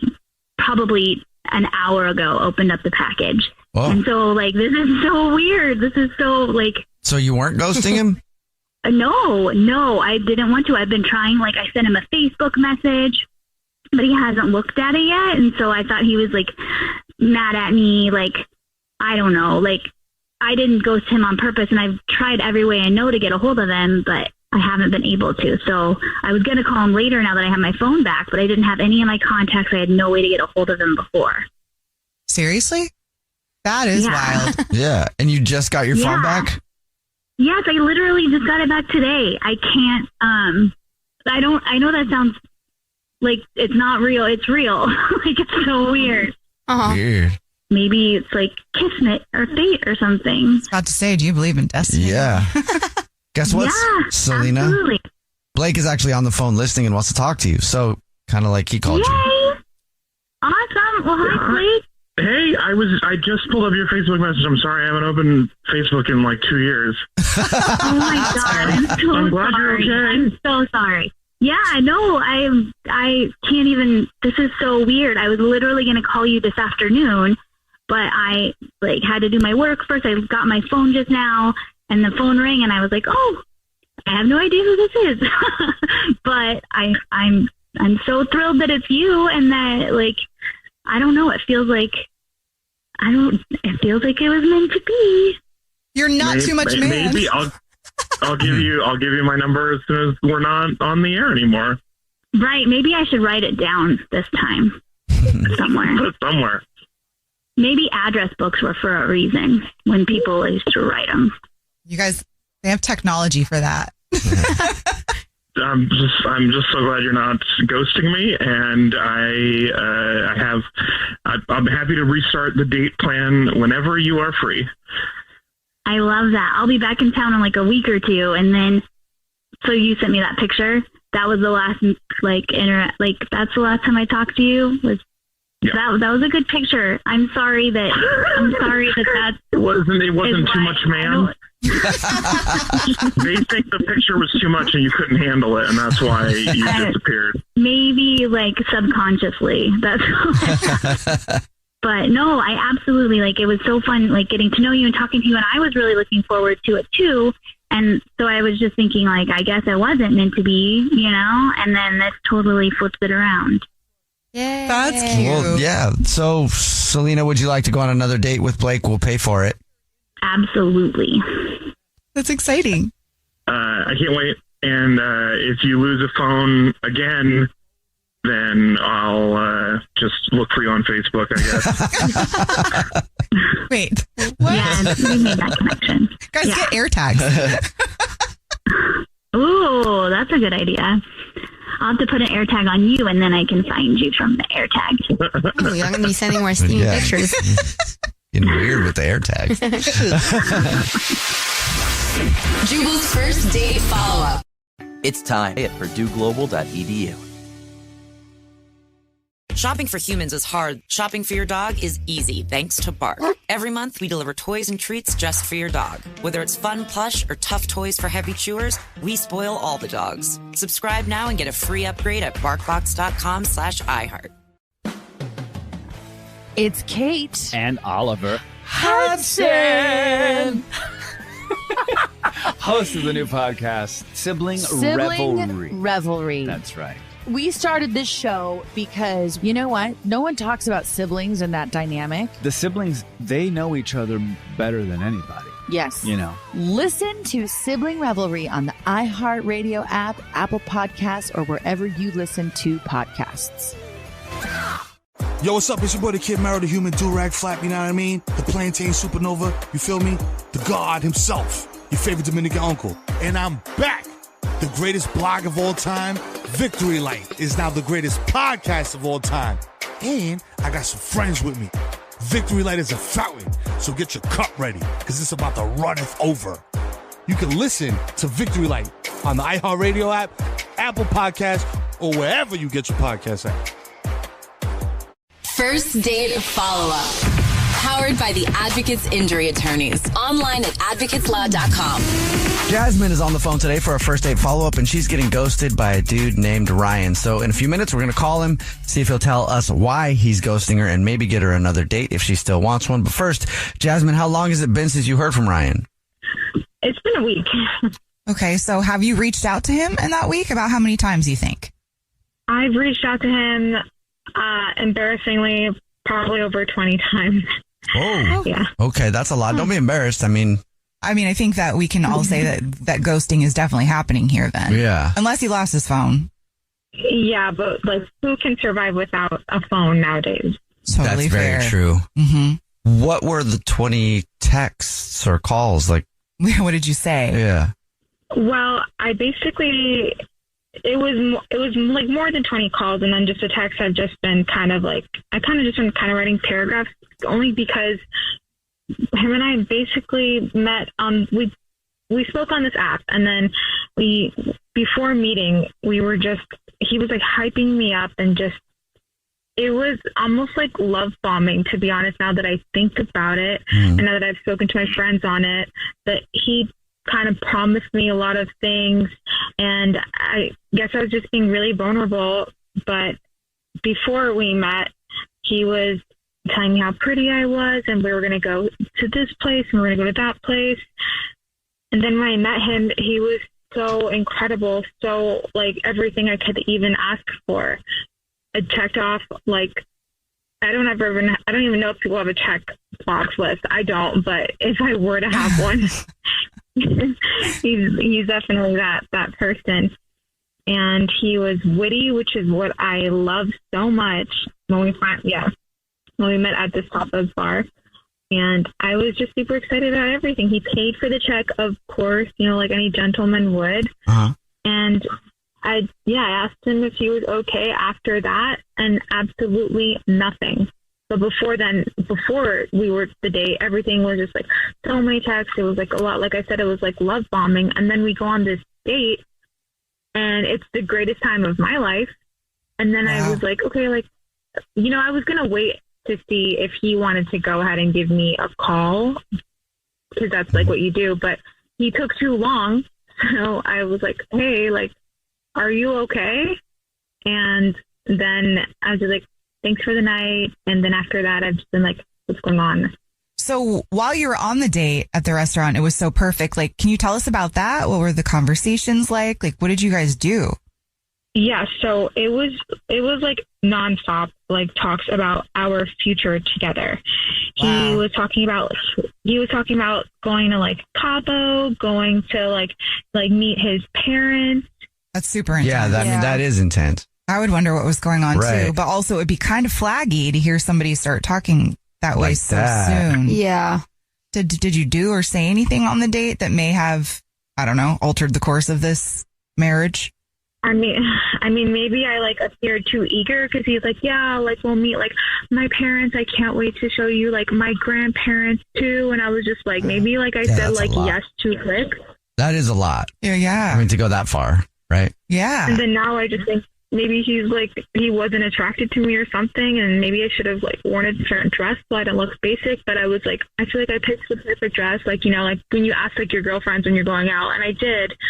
Yeah, now I feel kind of insecure and just not okay with the right selection that I even picked on my dress. Well, it might not be anything about you at all. I mean, I understand turning to yourself, like, what's wrong with me, and doing the superficial like clothing and stuff like that, but there's a really good chance it has nothing to do with any of that. But like first date impressions are everything too, like when you wear like a red dress, that makes a big statement. But maybe I should have just worn that one. And I wore a regular black dress, and I think that like a guy probably on the first date wants like a red statement piece dress. As a guy who's been on dates before, I don't think I would care black or red as long as you're wearing something. Well, or not, depending on where we meet. But I don't think. I don't know if the color of it. But hey, who knows? Everybody's different. Okay. Play a song. Come back. Get your first date follow up next. Yeah. Hi, I'm Cindy Crawford, and I'm the founder of Meaningful Beauty. When Dr. Sabah and I decided to do a skincare line together, he said to me, we are going to give women meaningful beauty. And I said, that's exactly right. We want to give women meaningful beauty, which means each and every product is meaningful. It has a reason to exist. It's efficacious. You're going to get results. And then you just go out and live your life. Meaningful Beauty. Confidence is beautiful. Learn more at meaningfulbeauty.com. Shopping for humans is hard. Shopping for your dog is easy thanks to Bark. Every month, we deliver toys and treats just for your dog. They deserve to be spoiled anyway. At Bark, we send your dog a whole new collection of toys and treats made just for them every single month. Whether it's our fun plush toys from BarkBox or our ultra tough toys from Super Chewer, we give your dog exactly what they want. For a limited time, we'll double your first box for free. To get your free upgrade, go to barkbox.com/iHeart. No one likes to talk about money. Am I saving enough? Can I buy a house? Am I paying too much in taxes? Will I be able to retire? What if you could unlock insights about your finances in less than 5 minutes with a clear picture of where you stand today and where your money can work harder? Now you can. Visit facet.com to take the free quiz and get your financial wellness score today. That's FACET.com. This ad is sponsored by Facet. Facet Wealth Incorporated is an SEC registered investment advisor. This is not an offer to buy or sell securities, nor is it investment, legal, or tax advice. First Date Follow-Up. Powered by the Advocates Injury Attorneys. Online at advocateslaw.com. If you're just joining us for today's first date follow-up, Jasmine is on the phone and she's getting ghosted by Ryan. So we're about to call him and see if he'll tell us why he's ghosting her and see if she still wants another date after she hears the reason. But things moved pretty quickly. Jasmine, give a real quick recap for everybody who's just joining us on your situation with Ryan.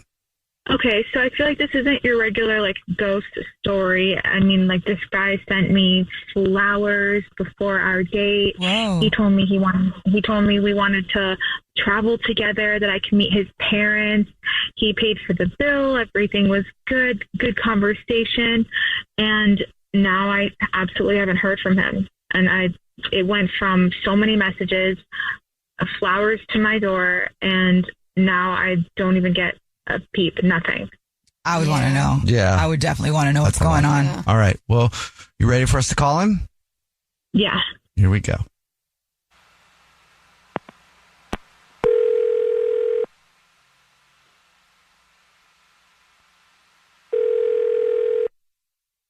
Hello? Hi, may I speak to Ryan, please? This is Ryan. Ryan, how are you, man? My name is Jubal from a radio show called The Jubal Show. Hi, Ryan. Whole show's here. I'm Nina. Hi, and I'm Victoria. Wow, okay. Hey. What's up? Have you ever listened to the show before? I have. Oh. Cool. Why are you guys calling me? No, Ryan, we're calling you because you went on a date with somebody and you haven't called them back. Okay. So I'm not sure if you've ever heard a first date follow-up before, but that's a segment where if you go out with someone and then ghost them, they ask us to call you and ask why. So we got an email about you from Jasmine. Yeah.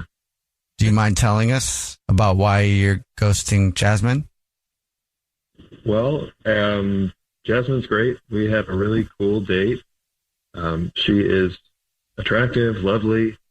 But you know what? I've come to learn about myself that I have a lot of momentum in the romance department, and I need to cool the jets more often. And so I have decided for myself, no matter how good it's going, as we're texting and talking beforehand, in the first 5 minutes, IRL, if I don't feel something discernible, a spark, I got to cut it off, because I've gone down that road too many times, hoping that would come because everything else seems so good.